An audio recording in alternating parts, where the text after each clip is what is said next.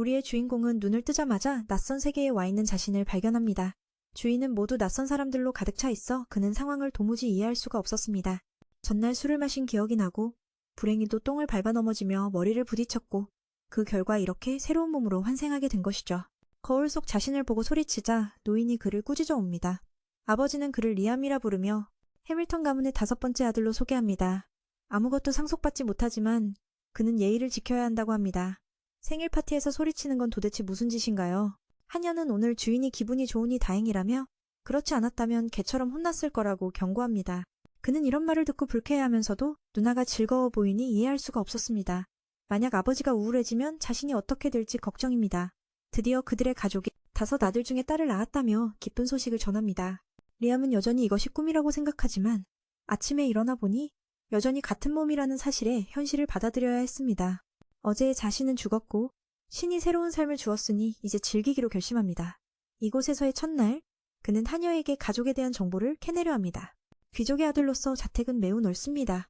하지만 아버지의 야망은 여기서 그치지 않습니다. 브루노는 리암보다 1살 많은 넷째 아들로 동생에게 언젠가 그들의 여동생이 아름다워져 왕족과 결혼하게 된다면 그들의 지위가 확고해질 것이라고 설득합니다. 현재 그들은 언제든지 전복될 수 있는 위기 속에 있습니다. 조심하지 않으면 아버지와 형 안비트는 성공을 거두어 미래에 대한 희망을 지켜내기 위해 안달이나 있습니다. 이것은 국가의 법칙으로 모든 귀족은 3세대마다 성과를 내야 하고 그렇지 않으면 지위를 잃게 됩니다. 시간이 얼마 남지 않았습니다. 아버지가 유언을 남기고 형에게 상속권을 넘겨주기 전에 그들은 아무것도 이뤄내지 못하면 평민이 되어버릴 것입니다.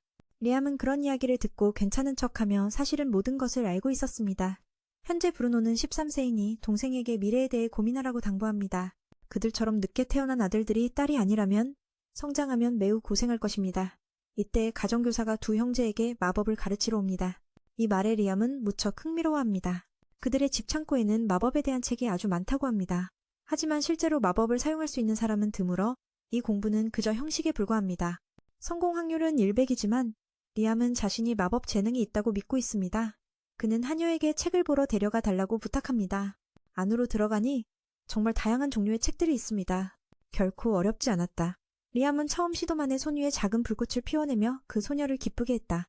그가 마법을 사용할 수 있게 된 것은 앞으로 더 많은 가능성의 문을 여는 열쇠였다. 곧바로 아버지를 찾아가 마법책을 모두 꺼내 공부하게 해달라고 요청했다. 아버지의 태도는 여전히 엄격했지만 결국 허락했다. 리암은 그 태도를 느끼며 약간의 슬픔을 맛봤다. 그러나 이제 자유롭게 마법을 쓸 수 있다는 사실에 위안을 얻었다. 그 후로 매일 밤 미는 책을 읽으며 마법이란 지식의 집합체임을 깨달았다. 그것은 귀족들만이 독점하는 무기와도 같았다. 다음날 아침 그는 밖으로 나가 지침대로 행동했고 성공했다. 보통은 마법을 시전할 때 마법책을 들고 주문을 외워야 했다. 하지만 리암은 내용을 기억해 책 없이도 이해할 수 있었고 그 사실에 형 브루노는 놀라움을 감추지 못했다. 브루노는 도대체 동생이 어떻게 독학으로 이렇게 잘하는지 이해하지 못했다. 단 1달 만에 이 정도로 성장하는 사람은 드물었다. 그도 시도해봤지만 아무 불꽃도 일으키지 못했다. 이 청년 말에 따르면 심지어 배운 사람들조차 마법을 쓰기까지 1년이 걸린다고 했다. 이것은 곧 리암이 천재임을 의미했다. 그렇다면 그는 왕국 내에서 높은 지위를 얻게 될 것이고 미래도 조금은 보장될 터였다. 형은 동생에게 계속 노력하라고 조언했다. 미는 그런 생각에 얽매이지 않았지만 형은 리암이 이만큼 공부하는 이유가 가문의 수장이 되기 위해서라고 생각했다. 그리고 무엇을 하든 좋지만 암브레비트의 표적이 되지 말라고 경고했다. 그들은 형제였지만 지위를 다투는 일은 언제나 위험했다. 어느 순간 리암은 불 속성에 익숙해져 얼음 속성으로 전환하려 하자 아버지가 그를 불러 세웠다. 마법을 사용할 줄 아는 걸 알게 된 아버지는 시험해보길 원했다. 손에 쥔 책이 바로 얼어붙었다. 처음에는 실망한 듯했지만 그가 책 없이 불 속성을 쓸 때는 말투가 달라졌다. 그리고 1달 만에 이 정도로 성장한 것을 칭찬했다. 그래서 아버지는 더 많은 마법책을 사서 공부하라고 허락했다. 즐거운 순간에 갑자기 아버지는 어떤 소식을 받고 병력을 소집했다. 리암은 신경 쓰지 않고 한쪽 구석에서 계속 공부했다. 그런데 그곳에서 침입자를 발견했다. 그는 리암이 해밀턴 가문의 아들임을 알고 있었기에 항복할 줄 알았다. 그러나 리암은 그가 하는 말을 이해하지 못해 무시하고 계속 연습했다.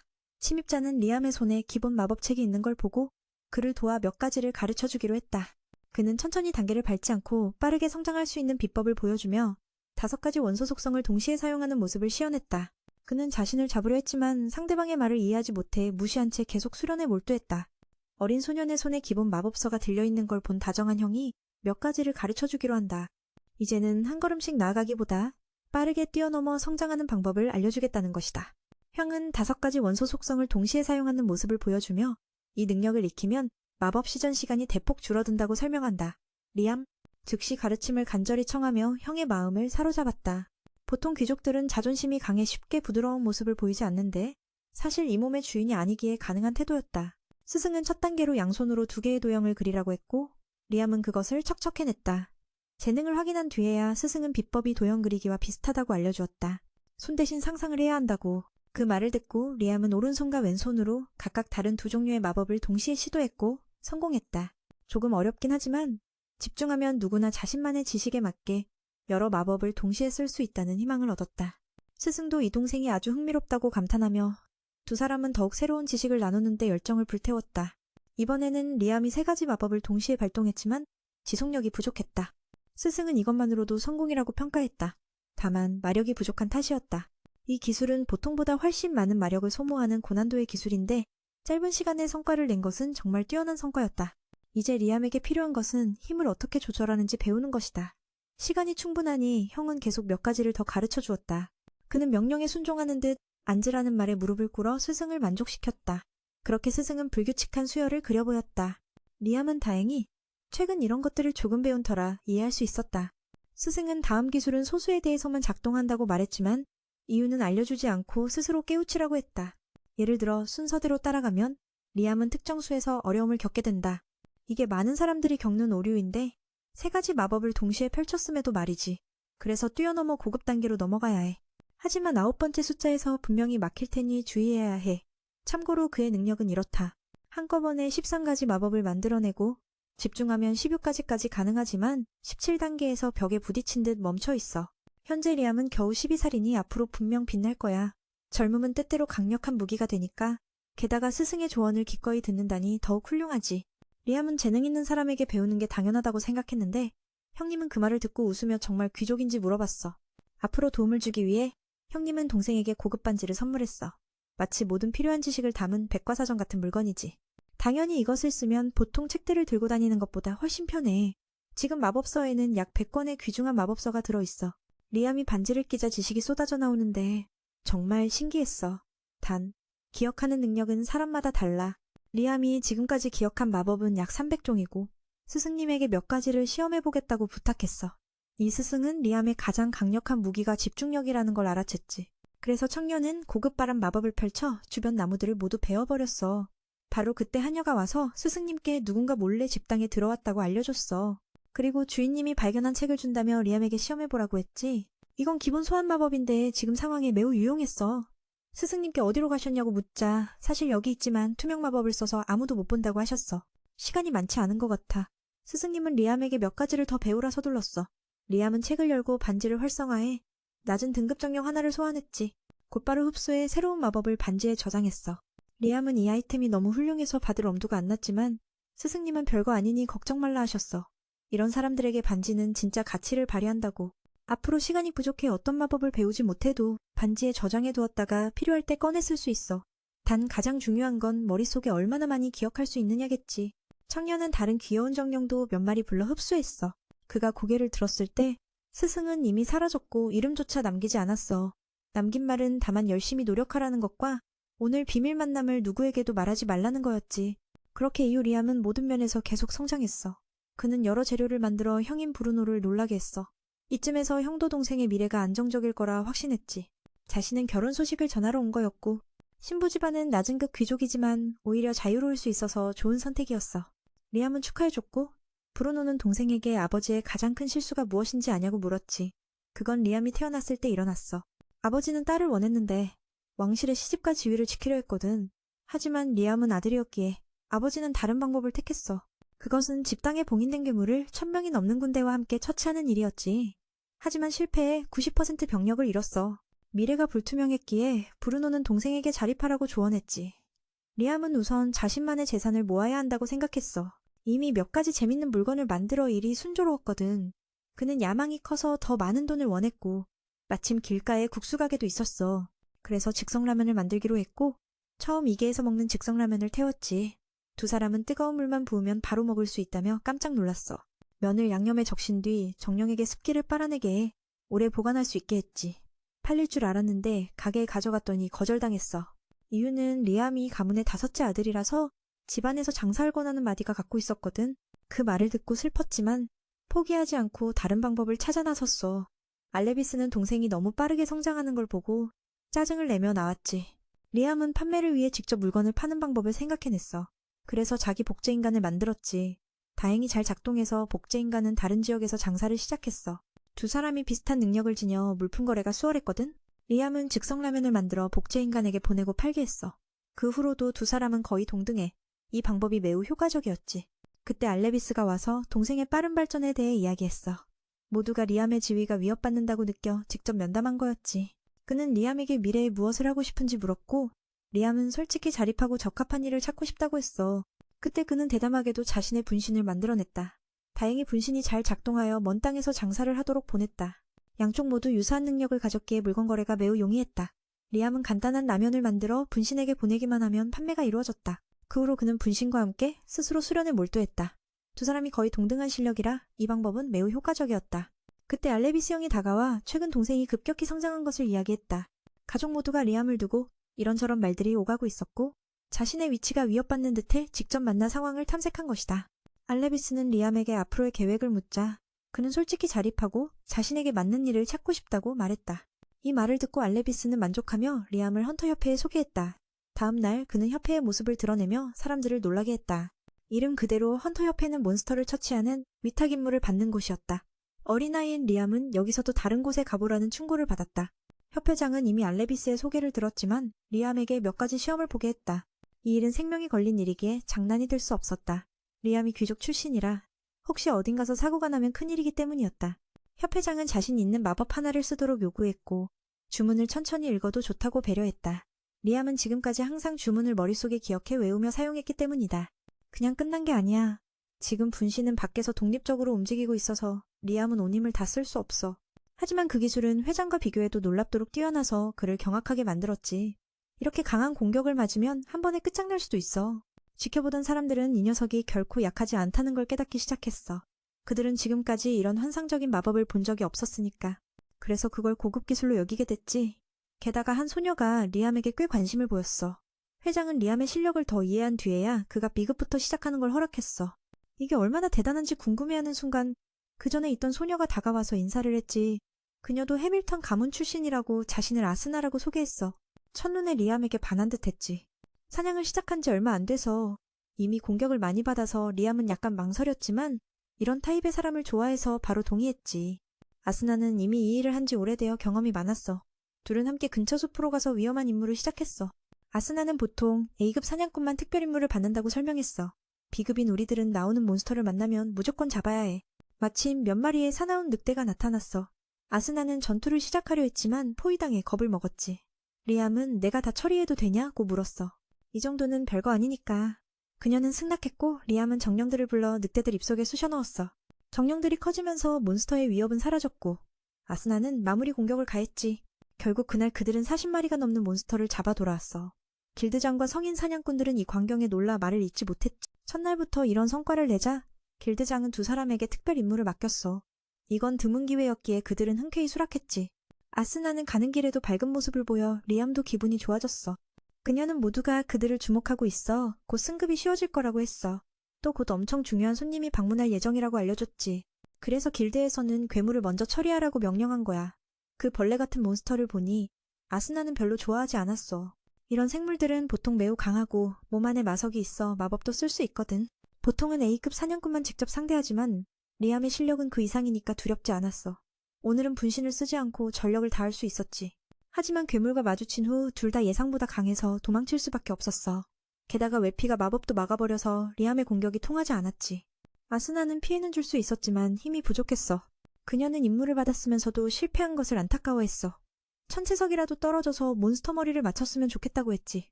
이 말을 들은 리암은 좋은 아이디어가 떠올라 동료들에게 시간을 벌어달라고 부탁했어.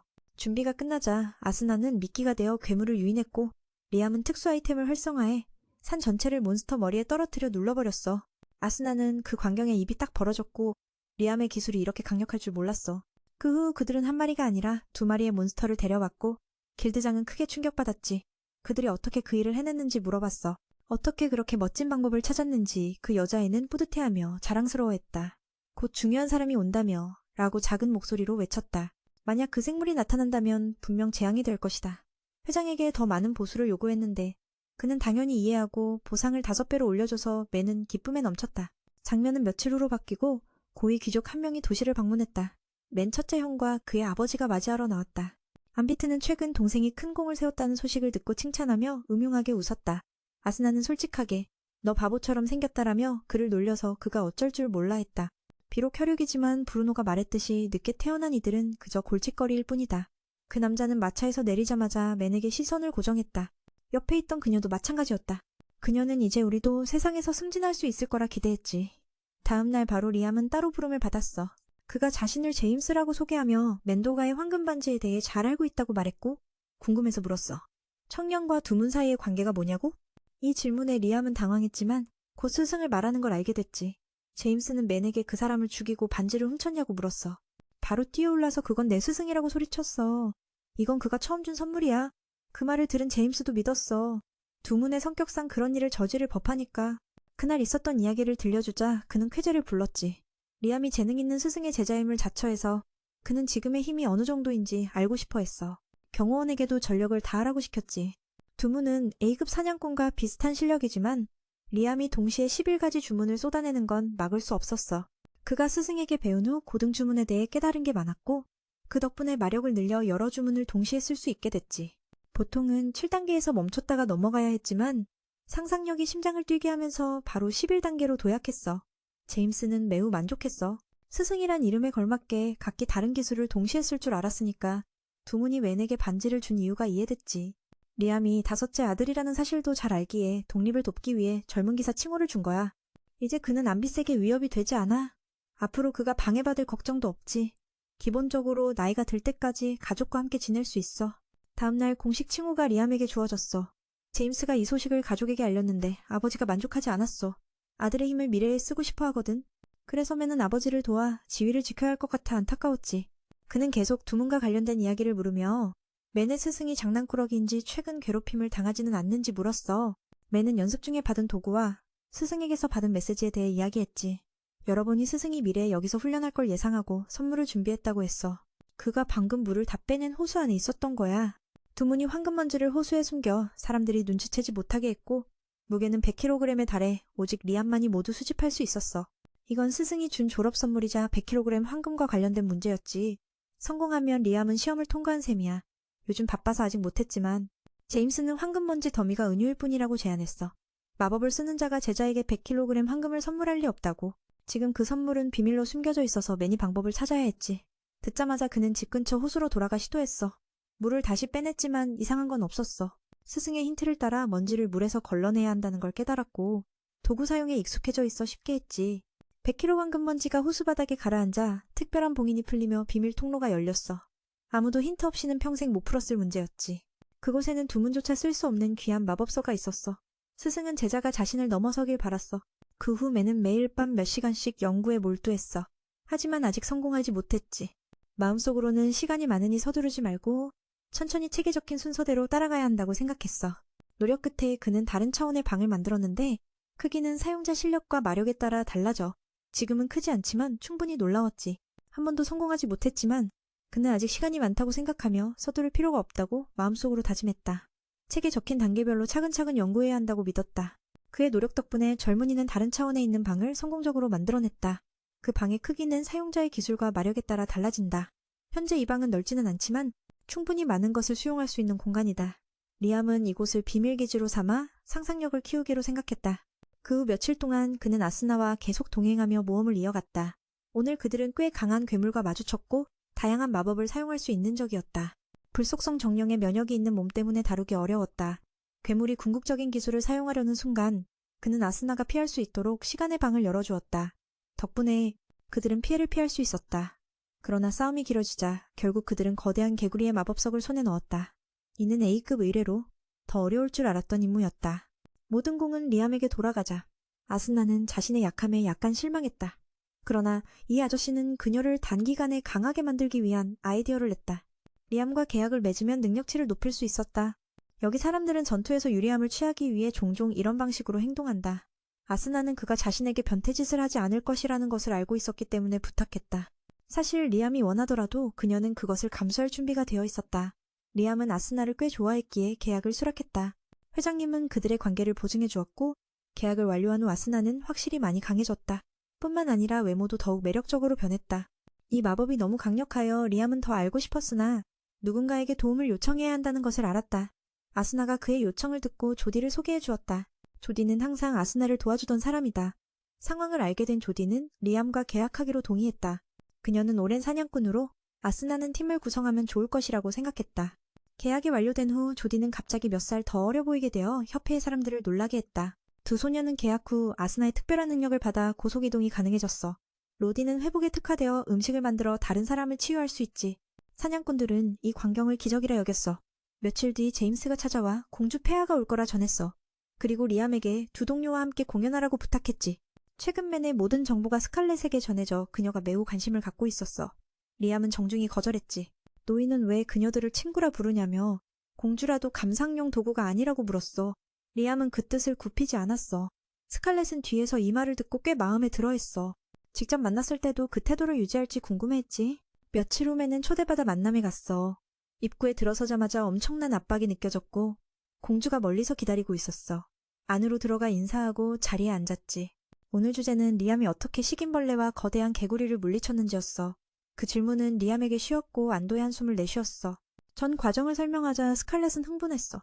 고등마법을 쓰지 않고도 거대한 개구리를 이긴 이야기는 처음 듣는다며 그 일은 잠시 적고 공주는 맨의 두 동료와 계약서에 대해 물었어. 맨은 계속 권력을 이용해 자신을 압박하는 그녀가 뭔가 꿍꿍이가 있다고 생각해. 단호히 거절했지. 스칼렛은 무서운 표정을 지으며 다시 묻고 명령을 거역하겠느냐고 했어. 리암은 안 쳐다보고 친구들 앞에서 장난치게 못한다고 했지. 공주도 그의 말에 박수를 보내며 웃었어. 그 청년은 정말 흥미로웠거든. 오늘도 하녀로 가장하는 것만으로도 즐거웠는데 이렇게 직접 대화까지 하게 되니 더 흥미진진해졌다. 그래서 그는 백작이라는 칭호까지 받게 되었고 리암은 깜짝 놀랐다. 아무것도 한 게 없는데 갑자기 자기를 봤다니. 스칼렛은 자신을 2번이나 웃게 만들었다면 그걸로 충분하다며 상을 받으라고 했다. 게다가 함께 받은 선물은 바로 계약을 맺을 수 있는 마법서였다. 그 마법서를 통해 미는 동료 2명을 현재보다 몇 배 더 강하게 만들 수 있었다. 효과는 아직 모르지만 새로운 마법이 있다는 사실에 그는 벌떡 일어났다. 스칼렛도 어쩔 줄 몰라 했다. 이 녀석이 자기보다 이걸 더 좋아하다니. 집에 돌아오자마자 리암은 그 마법서의 내용을 곧바로 조사했다. 완전히 익히기 전까지는 이전 계약들이 모두 잠시 무효가 된다고 했다. 그때 형 브루노가 나타나 약간 놀라게 했다. 알고 보니 어린 동생이 젊은 백작이 된 것을 축하하러 온 것이었다. 이 청년은 리암과 아주 친해서 무척 자랑스러워했다. 브루노는 큰형이 매우 충격받을 거라 생각했다. 왜냐하면 지금 동생의 지위가 아버지보다도 높아졌기 때문이다. 리암은 잘 몰라서 설명을 들었다. 이 나라에서는 귀족을 여러 계층으로 나눈다. 첫 번째는 스스로 큰 업적을 이룬 자들, 두 번째는 그들의 정통 후계자들이다. 리암은 첫 번째에 속해 있으니 당연히 높은 지위를 갖게 된 것이다. 저녁에 집에 돌아가던 중 그는 암브라빗을 만났고 기분이 완전히 가라앉아 있었다. 당연하다. 동생에게 너무 많이 지고 있다는 생각에 패배감과 함께 승부욕이 불타올랐다. 그는 곧 있을 기회에 자신을 증명해 집안에서의 위상을 되찾으려 했다. 하녀들이 리암을 칭찬하자 암비트는 그들에게 동생이 그렇게 대단하다면 왜 그의 개인 하인이 되지 않느냐며 물었고 자신과 동생 중 누가 더 뛰어난지까지 따졌다. 해고당할까 두려워 둘도 그를 극찬할 수밖에 없었다. 다음 날 리암은 동료들과 놀러 나갔다. 계약 이후 매일 아스나와 조디는 모두의 관심을 받았다. 숙모는 순수하고 조카는 사랑스럽게 풍만했다. 두 사람은 갑자기 민을 주인님이라 부르기 시작해 그는 약간 쑥스러워했다. 조디는 이미 계약을 했으니 그렇게 부르는 게 맞다고 말했다. 리암은 그냥 이름으로 불러달라고 했다. 아스나는 요즘 친구가 훨씬 차분하고 믿음직스러워졌다고 느꼈다. 아마 서로 친해진 덕분일 것이다. 그가 모두에게 사랑받는 걸 느낀 민은 감히 쳐다보지도 못했다. 그는 그들에게 정말 오랫동안 함께할 팀을 만들지 확실한지 물었다. 그들은 이미 친해져 있었다. 사람들이 그를 사랑하는 걸 보며 외부인들은 젊은 백작을 향해 총알 같은 시선을 보냈다. 민은 그걸 느끼고 감히 쳐다보지 못했다. 그가 다시 물었다. 정말로 우리와 오랫동안 팀을 꾸려 함께할 거냐? 아스나와 그녀의 숙모는 물론 그러길 원했다. 그 말을 듣고 리암은 매우 기뻐하며 두 동료와 악수한 뒤 함께 사냥을 떠났다. 오늘 임무는 사나운 늑대무리를 처치하는 것이다. 조디는 저격수로서 그들의 팀 전투 스타일은 매우 다양했다. 두 숙녀는 서로의 마음을 잘 이해했다. 한 명은 쏘고 다른 한 명은 베어가며 쉽게 괴물들을 쓰러뜨렸다. 아스나는 속도가 많이 향상되었고 그녀의 숙모는 일반인보다 훨씬 뛰어난 시력을 가졌다. 궁수 계열인 조디에게 시력은 굉장히 중요하다. 예를 들어 그가 너무 먼 거리에서 쏘면 발견조차 할 수 없었다. 그 말이 맞아서 리암은 그녀가 더 잘 보이게 해줄 수 있는지 물었다. 최근 받은 책에 동료를 강화하는 능력이 있었다. 리암이 시도하자 조디는 충격에 빠졌다. 이제 그녀는 매우 먼 거리에서도 정확히 조준할 수 있었다. 아스나는 호기심을 갖고 그가 뭘 했냐고 물었다. 그는 강화 마법을 썼다고 설명했다. 그 말을 들은 그녀는 그 마법을 몸에 써보고 싶어 했다. 하지만 리암은 성장이 너무 빠르면 그녀가 따라가지 못할까봐 거절했다. 시력 향상은 힘 증가와 완전히 다르기에 권장하지 않았다. 그렇게 시야가 넓어진 조디는 몇 마리 늑대를 쉽게 쏴서 그들이 반응할 틈도 주지 않았다. 화살이 더 정확해진 것도 리암 덕분이었다. 원래 그녀는 그렇게 먼 거리에서 명중시키지 못했으니 말이다. 두 숙녀는 진심으로 감사를 표했다. 다음 날 오후 그들이 돌아왔을 때 갑작스러운 큰 사건이 발생했다. 알아보니 맨의 첫째 형이 어리석게도 괴물을 풀어놓아 상황이 매우 혼란스러웠다. 이 실수는 도시를 파괴할 수도 있었기에 모험가들이 해결하려 애쓰고 있었다. 리암은 그 말을 듣고 즉시 달려갔고 그 장면을 목격했다. 암브레빗도 마찬가지였지만 적어도 그를 따르는 이들보다는 나았어. 그는 분해하며 실패를 인정하지 않았지. 말도 채하기 전에 회장은 그를 바보 취급하며 현장에서 기절시켰어. 그는 무의미한 적대감에 시간을 낭비할 여유가 없다며 그런 조치를 취했지. 맨은 자신이 책임지겠다고 했고 악룡의 봉인이 해제되었다는 사실을 알게 되었어. 그 청년은 큰 공을 세우려 그 괴물을 쓰러뜨리려 했어.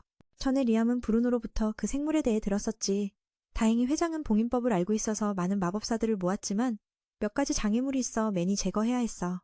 그 괴물들은 악룡의 자식들이었고 단 한 마리만으로도 재앙을 일으킬 정도였어. 다행히 리암의 선조가 오래전 봉인해둔 덕분에 힘을 완전히 회복하지 못했어. 그렇지 않았다면 이곳 전체가 쓸려갔을 거야. 그들에게 주어진 시간은 지금부터 일주일. 성공과 실패는 운에 달렸고 보장은 없었어. 이 말을 듣고 맨은 성공 확률을 높이기 위해 새끼용을 무찌르겠다고 마음먹었지. 아수나는 몸집이 강아지 정도밖에 되지 않는 것에 놀랐지만 그 힘은 코끼리만큼 강력했어. 그녀가 접근하려 하자 불꽃을 뿜어 죽을 뻔했지. 가까이서 싸우는 건 위험하다고 생각한 맨은 마법으로 공격했어. 불속성 마법에 능한 맨이었지만 세 마리의 용 앞에서는 무력했어. 조디는 이길 수 없다고 판단해 맨에게 도망치라고 조언했어. 맨은 잠시 망설이다 두 친구에게 먼저 가라고 말했지. 그리고는 정신과 시간의 방이 담긴 아이템을 꺼냈어. 덕분에 세 마리의 용을 그 안에 가둔 뒤 자동 소멸시키기 위해 아이템에 넣었어. 이 작전은 운에 달린 위험한 도박이었기에 리암이 혼자 했던 거야. 만약 두 여자가 휘말렸다면 죽었을 거야. 이후 회장은 여기서 아무도 그 용들을 이길 수 없다며 칭찬했어. 기회를 잡아 20여 명의 마법사가 함께 악룡 봉인을 시작했지. 악룡은 지친 얼굴로 자신이 무슨 잘못을 했는지 모르는 듯했어. 아수나는 전에 그들이 사용한 마법임을 알아차리고 물었어. 맨은 시간의 방이 별도의 공간을 만들어준다고 설명했어. 조디는 새새끼용이 돌아오면 어떡하냐고 걱정했지만 이미 사라졌다고 해. 맨이 아직 그 마법에 완전히 능숙하지 않아 잠시 저장된 것은 증발하기 때문이지. 이 말을 듣고 아수나는 맨을 칭찬했어. 싸우지 않고도 지혜롭게 문을 이용해 승리했다며. 갑자기 리암은 악룡의 목소리를 들었고 그가 자신을 부르는 걸 듣고는 슬펐어. 몇 세기 전 인간은 지금과 달랐거든. 맨의 영혼을 들여다보며 그가 넓고 순수한 영혼임을 깨달았어. 또한 맨의 영체와 육체가 연결되어 있지 않다는 것도 알게 됐지. 당연하지. 갑자기 이 몸에 들어왔으니까. 이 생각을 제돈이 읽었어. 이 생물은 단순하지 않고 타인의 내면도 볼 수 있었지. 맨의 순수함을 보고 친구가 되고 싶어 했어. 봉인을 두려워해서가 아니라 리암의 미래가 흥미로워서 그의 여정을 지켜보고 싶었던 거야. 물론 이 과정에서 용의 힘을 사용할 권한을 얻었어. 전부는 아니지만 꿈을 이루기에 충분했지. 맨은 친구에게 힘을 빌려달라 요청했고 서로 적대감이 없었기에 동의했어. 이 일은 스승과의 우연한 만남도 떠올리게 했어. 계약이 성립되며 스승은 잠시 리암의 영혼에 들어갔거든. 그 후 아수나는 맨의 손에 새겨진 용의 인장을 경고했어. 그는 이제 용의 힘을 마법 보조로 쓸 수 있었지. 모두 크게 놀랐고 가장 충격받은 건 아마 리암이었을 거야. 이제 주문 없이도 11가지 기술을 쓸 수 있었어. 하지만 용의 힘을 많이 쓰면 주변에 영향을 주었고 제도는 맨에게 필요할 때만 끄라고 가르쳤어. 다행히 두 동료는 계약 덕의 영향에서 벗어났지. 회장은 위협 제거를 높이 평가하며 힘을 조심하라고 당부했어. 맨은 10kg의 금으로 부상자들에게 보상금을 지급했어. 이 말을 들은 회장은 매우 기뻐하며 말을 잇지 못했지. 저녁에 아버지와 아들이 앉아 대화를 나눴어. 우선 아들에게 재앙을 막아줘 고맙다고 했고 암브레빗의 혼란도 정리해줬다고 칭찬했지. 지금 암브레빗은 아버지의 감시하에 집 밖 출입이 금지됐어. 매는 큰형이 상속권을 박탈당할까봐 걱정했어. 평소에도 서로 싸움이 많았는데 그런 일이 벌어지면 대참사가 날 수도 있었거든. 아버지는 제 돈이 아직 곁에 있어 다행이라며 맨이 큰 공을 세워 칭찬받을 거라고 했어. 맨은 책임감을 느껴 큰형 방으로 갔지만 그의 말에 겁먹어 들어가지 못했어. 사실 큰형은 가문을 지키고 싶었지만 넘어서질 못할까 두려워 경솔하게 행동했던 거야. 다음날 맨은 새로운 마법을 꿈에서 받고 곧바로 숲으로 달려가 시험했어. 해가 질 무렵 작은 용을 소환하는 데 성공했지.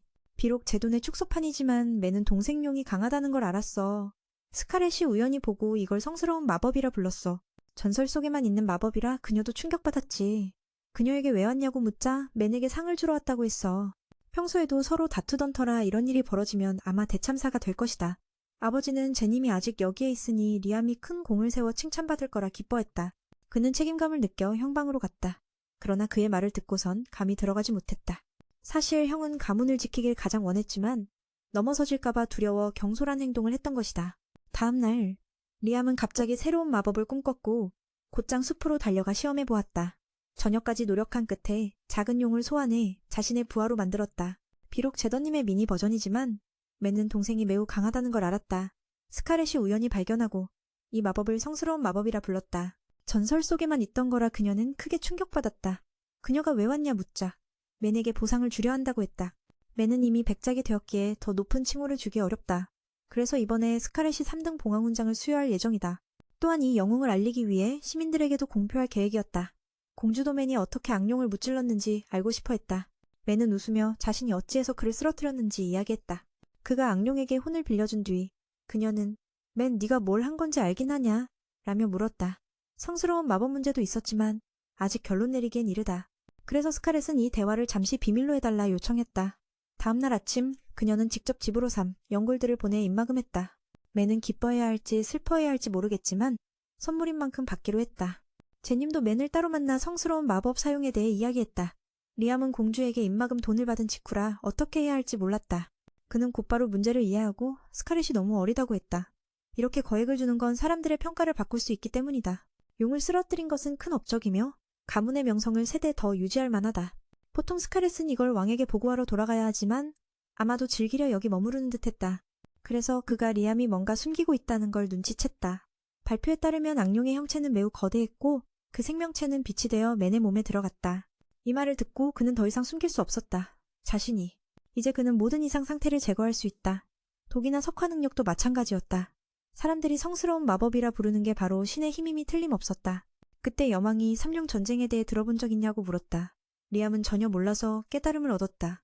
옛날에 3마리 용이 싸워서 1마리가 승리했다. 전설에 따르면 2마리 용을 쓰러뜨리려면 성스러운 마법이 필요하다고 한다. 승자는 한 소녀와 협력해 그들의 힘으로 새로운 왕국을 세웠다. 그리고 그 나라가 바로 리암이 서 있는 이곳이었다. 여망은 미니용과 인간이 손잡은 것에 대해 어떻게 생각하냐고 물었다. 미는 아마 사랑했을 거라고 추측했지만 사실은 완전히 달랐다. 본론으로 돌아가서 리암도 이미 용과 하나가 된 게 아니냐고 했다. 여망은 그 생명체가 바로 제돈일 가능성이 크다고 말했다. 미는 이 왕국의 탄생 전설을 다시 쓰고 있을지도 모른다. 하지만 이로 인해 2가지 큰 문제가 생겼다. 쟤는 민의 가문, 특히 그의 아버지에 대해 걱정했다. 해밀턴 가문은 악령을 봉인한 공로로 귀족 칭호를 받았다. 그런데 그 생명체가 나라를 만든 존재라면 정확히 말하면 제돈이 그들의 조상일 가능성이 있었다. 이 사실이 왕에게 알려지면 민의 가문은 모든 칭호를 박탈당할 것이고 최악의 경우 그간 쌓아온 모든 것이 허사가 될 수도 있었다. 이 말을 들은 리암은 무척 두려웠다. 친형도 가족을 지키려고 필사적이었기 때문이었다. 2번째 문제는 악령으로 몰린 그 용이 나라에 복수하려고 반란을 일으킬 위험이었다. 갑자기 수년간 갇혀 있었으니 분노하지 않을 수 없었다. 이 문제를 해결하기 위해 미는 제돈과 대화를 나누었고 제돈은 인간 기준으로는 문제를 일으키지 않을 것이라고 했다. 리암도 내면의 친구를 믿었기에 그가 반란을 일으키지 않고 자신의 삶에만 관심이 있다고 확신했다. 이 말을 들은 쟤는 안심하며 민을 왕국의 구원자로 여겼다. 이건 과장이 아니라 사실이었다. 그래서 쟤는 그 청년을 돕기 위해 최선을 다할 생각이었다. 돌아가는 길에 민은 새로 배운 마법을 시험해보고 싶었고 그때 뜻밖의 아스나와 조디를 만났다. 뭔가 일이 생긴 듯 2사람이 급히 민을 다른 곳으로 데려갔다. 리암을 본 몇몇 사람들이 달려왔지만 그들은 대화를 방해하지 말라며 막았다. 소식이 퍼지자 많은 모험가들이 팀에 들어오려 했는데 모두 리암의 성공을 기반으로 성장하고 싶어 했다. 리암은 그의 친구를 믿었다.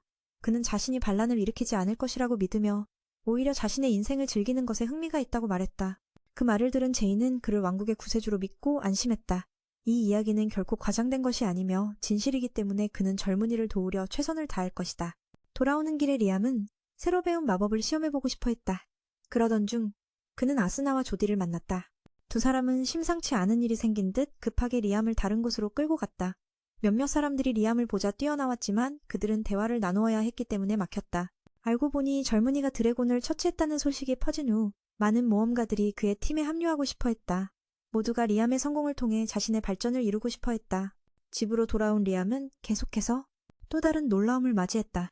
미래의 부부로서 시집가자는 청혼이 끊이지 않았던 것이다. 그는 이런 일이 분명 있을 거라 예상했지만 이렇게 많을 줄은 몰랐다. 브루노조차도 처가 쪽에서 친척들의 사진을 가져와 동생에게 고르라고 부탁받았다. 그가 물었다. 뭘 했기에 이런 일이 벌어졌냐고. 그는 단지 악룡을 물리쳤을 뿐이라며 대수롭지 않게 말했다. 브루노 데크는 믿지 않았다. 뭔가 숨기고 있는 게 분명하다고 생각했다. 현재 상황을 보면 수많은 귀족들이 그에게 관심을 보이고 있었다. 유명해진다는 건 분명 기쁜 일이지만 그에 따른 골칫거리도 만만치 않았다. 잠시 후 청년과 두 명의 아름다운 소녀가 무시공간의 방을 구경하러 갔다. 아스나는 매우 신이 나서 들어갔는데 그 안에는 집 한 채가 통째로 있었다. 그러나 조디는 이 공간이 위기 때 숨는 용도일 줄만 알았다. 뜻밖에도 리암은 이 공간을 그들의 거점으로 바꾸어 버렸다. 그리고 그가 전보다 강해져서 그런지 주변 공간도 크게 확장되었다. 그녀는 이 공간이 사라질까 걱정했지만 숙련되면 물건들이 그대로 유지된다는 걸 알게 되었다. 집안 모든 것이 완벽했지만 아쉽게도 이곳에는 낮과 밤이 존재하지 않았다. 리암은 이 문제를 고민하며 저급정령을 소환해 완전히 어둠으로 덮을 수 있는지 실험했다. 비록 저급정령이었지만 이 공간은 어둠으로 모든 걸 감쌀 만큼 충분했다. 완성하니 온통 새까맣게 변해 불을 피워야만 볼 수 있었다. 밖은 이미 밤이었지만 이곳의 밤은 외부와 같지 않았다. 지는 조카에게 좀 더 부드럽게 변할 수 있느냐고 물었지만 중급정령이면 가능하다고 해서 그는 계약을 맺어 능력을 강화하기로 결심했다. 진화한 정령은 말을 하게 되었고 밤의 환경도 외부와 비슷해졌다. 정령들은 주인에게 감사하며 최선을 다해 봉사하겠다고 약속했다. 리암은 이 마법을 아직 완벽하게 다루지 못해 조언을 받아 착용 가능한 고대 저장 장치인 반지를 받았다. 이 반지는 알려진 기능 외에도 다양한 역할을 했다. 그래서 그는 계약한 정령들을 반지 안에 보관할 수 있게 되어 다음부터는 다시 소환할 필요가 없었다. 이를 시험해보니 성공의 두 소녀들이 기뻐했다. 리암은 불도마뱀 정령과 다른 원소 정령들을 계속 성장시켰다. 보통 한 사람이 2마리만 가져도 많다고 여겨지는데 그는 전부 다 갖춰 국보급 보물을 가진 셈이었다. 더 능숙해지기 위해 꾸준히 연습을 결심했다. 다음 날 그는 용신이 지정한 장소로 향해 요청을 수행했다. 그곳에는 아직도 용신이 인간의 시선에서 숨긴 결계가 있었다. 더 쉽게 찾으라며 용신은 리암에게 새끼용을 소환시키고 이를 통해 결계를 열어 그가 들어가게 했다. 내부 풍경은 전혀 달라 낭만적이었다. 주변에는 작은 요정들도 있었다. 처음엔 그들이 인간을 보고 두려워 달아났지만 청년이 불러세웠다. 그는 단지 용신의 부탁을 받아왔을 뿐이라 말했다.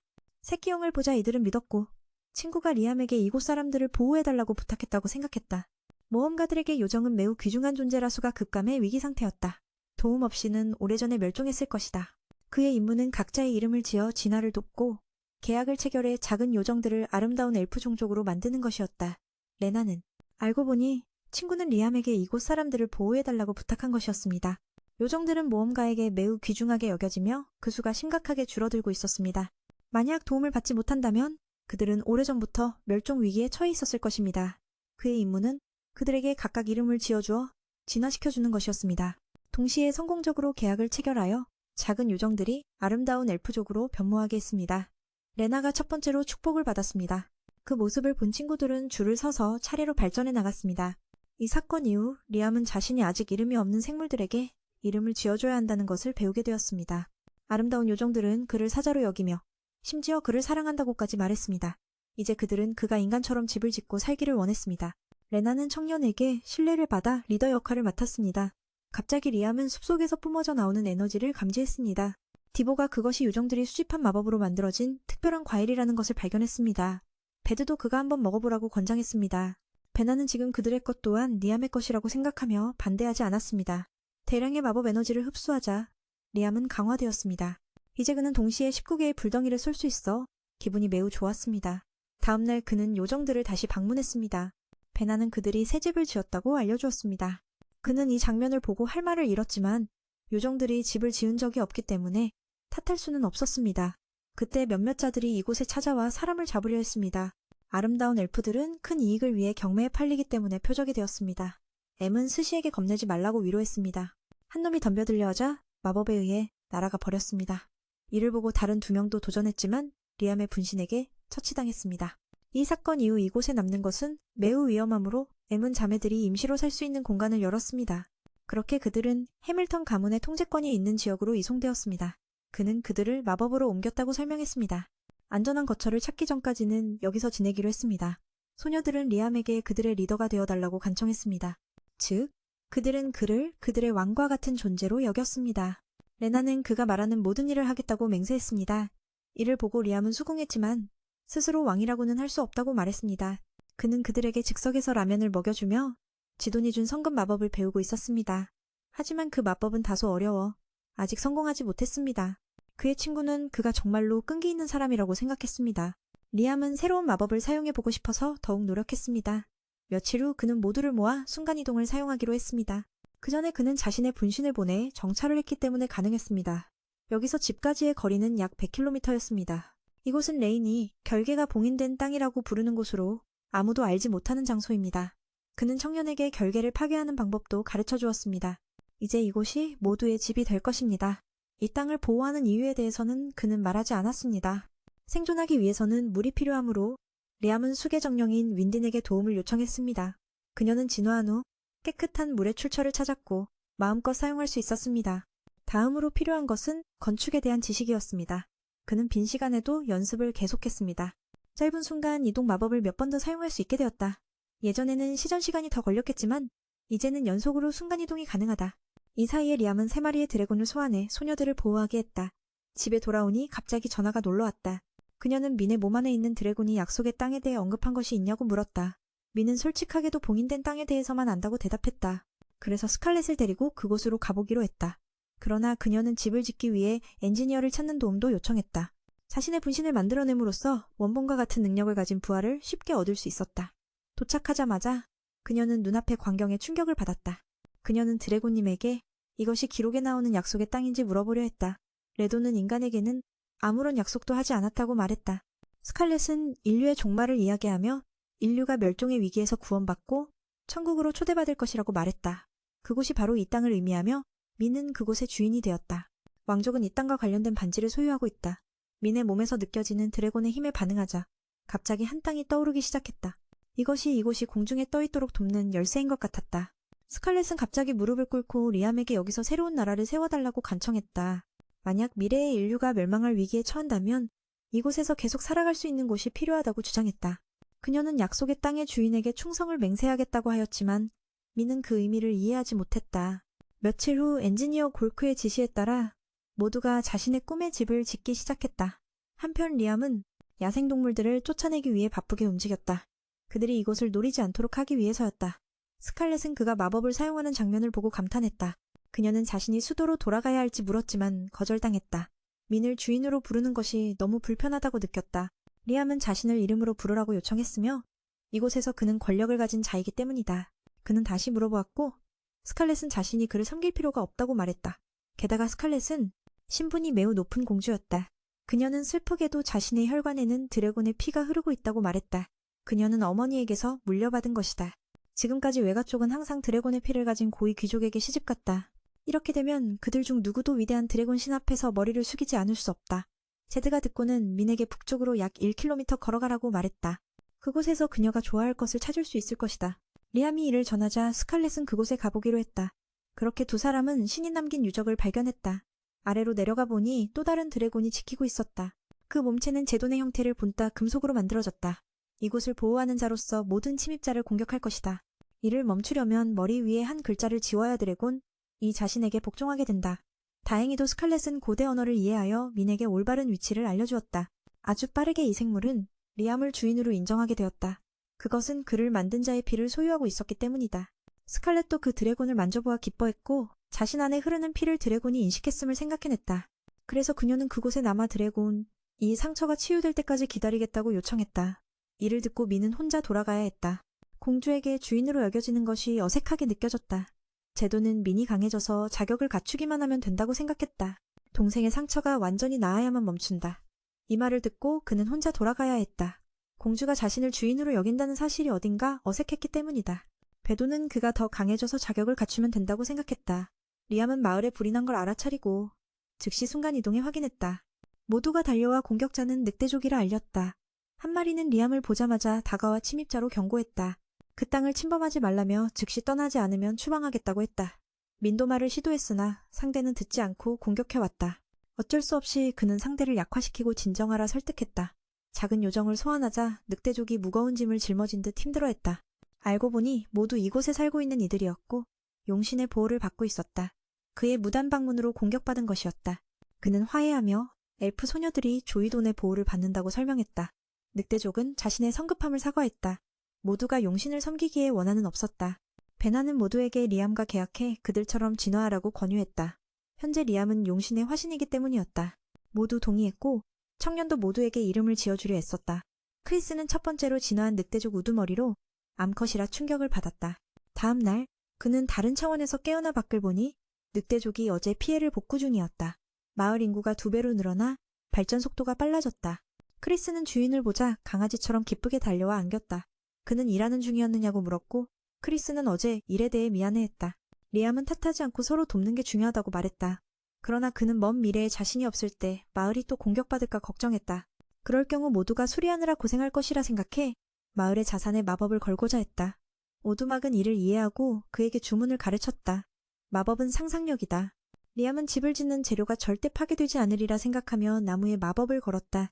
친구에게 부숴보라고 부탁했더니 바로 원래대로 돌아왔다. 그는 자신의 마법이 무생물을 일정 상태로 유지해 어떤 피해가 있어도 즉시 복구된다고 설명했다. 만약 나중에 내가 없을 때 마을이 또 공격받으면 어쩌지? 모두가 다시 수리하느라 힘들 것이다. 그래서 마을에 있는 재산에 마법을 걸고 싶었다. 오두막 주인 아저씨도 이해하며 맨에게 일종의 주문을 가르쳐 주었다. 마법은 상상력이다. 리암은 집을 지을 재료들이 절대 파괴되지 않을 거라 생각하며 나무에 주문을 걸었다. 친구에게 깨뜨려 보라 했더니 바로 원래 상태로 돌아왔다. 맨은 자신의 마법이 무생물을 일정 상태로 유지한다고 설명했다. 그래서 무엇이 일어나도 곧바로 원래대로 돌아온다. 이제부터 마을은 공격받아도 피해를 걱정하지 않아도 된다. 주문 만들기를 익히고 나서 그는 새로운 기술을 배워 평소보다 파괴력이 2배로 늘었다. 용왕은 청년에게 더 많은 마법을 만들고 이 세계에 관한 지식을 배우라고 조언했다. 우선 국가부터 곧 이곳의 지도자가 될 테니 어쩔 수 없이 모두 배워야 한다. 그때 레나가 달려와 침입자 소식을 전했다. 그들은 선녀를 쫓고 있었는데 결계가 깨진 상태였다. 즉시 리암은 그 병사들이 스칼렛의 사람이 아니라 근처 다른 나라 소속임을 확인했다. 그들은 이 황무지가 개척되지 않은 땅이라 귀중한 것을 찾으려 한다고 생각하며 영토를 주장했다. 하지만 리암은 아직 이름을 정하지 못해 우스꽝스럽게 여겨졌다. 그들은 계속 우기며 다가왔고 리암은 마지막 경고를 했다. 더 침범하려면 용서하지 않겠다. 한 명이 계속 돌진했지만 맨은 순간이동으로 그 뒤로 이동해 날려버렸다. 다른 이들도 같은 운명이었다. 청년은 죽이지 않고 쫓아냈으며 다시는 오지 말라고 경고했다. 일을 마친 뒤 맨은 제에게 돌아가 소식을 전하며 걱정을 덜게 했다. 또 그는 이곳에 사는 동료를 찾았다고 알려 이름을 지어달라고 부탁했다. 침범할 생각이라면 탓하지 마라. 그들 중 한 명이 계속 돌진했지만 뒤로 순간이동 당해 날아갔다.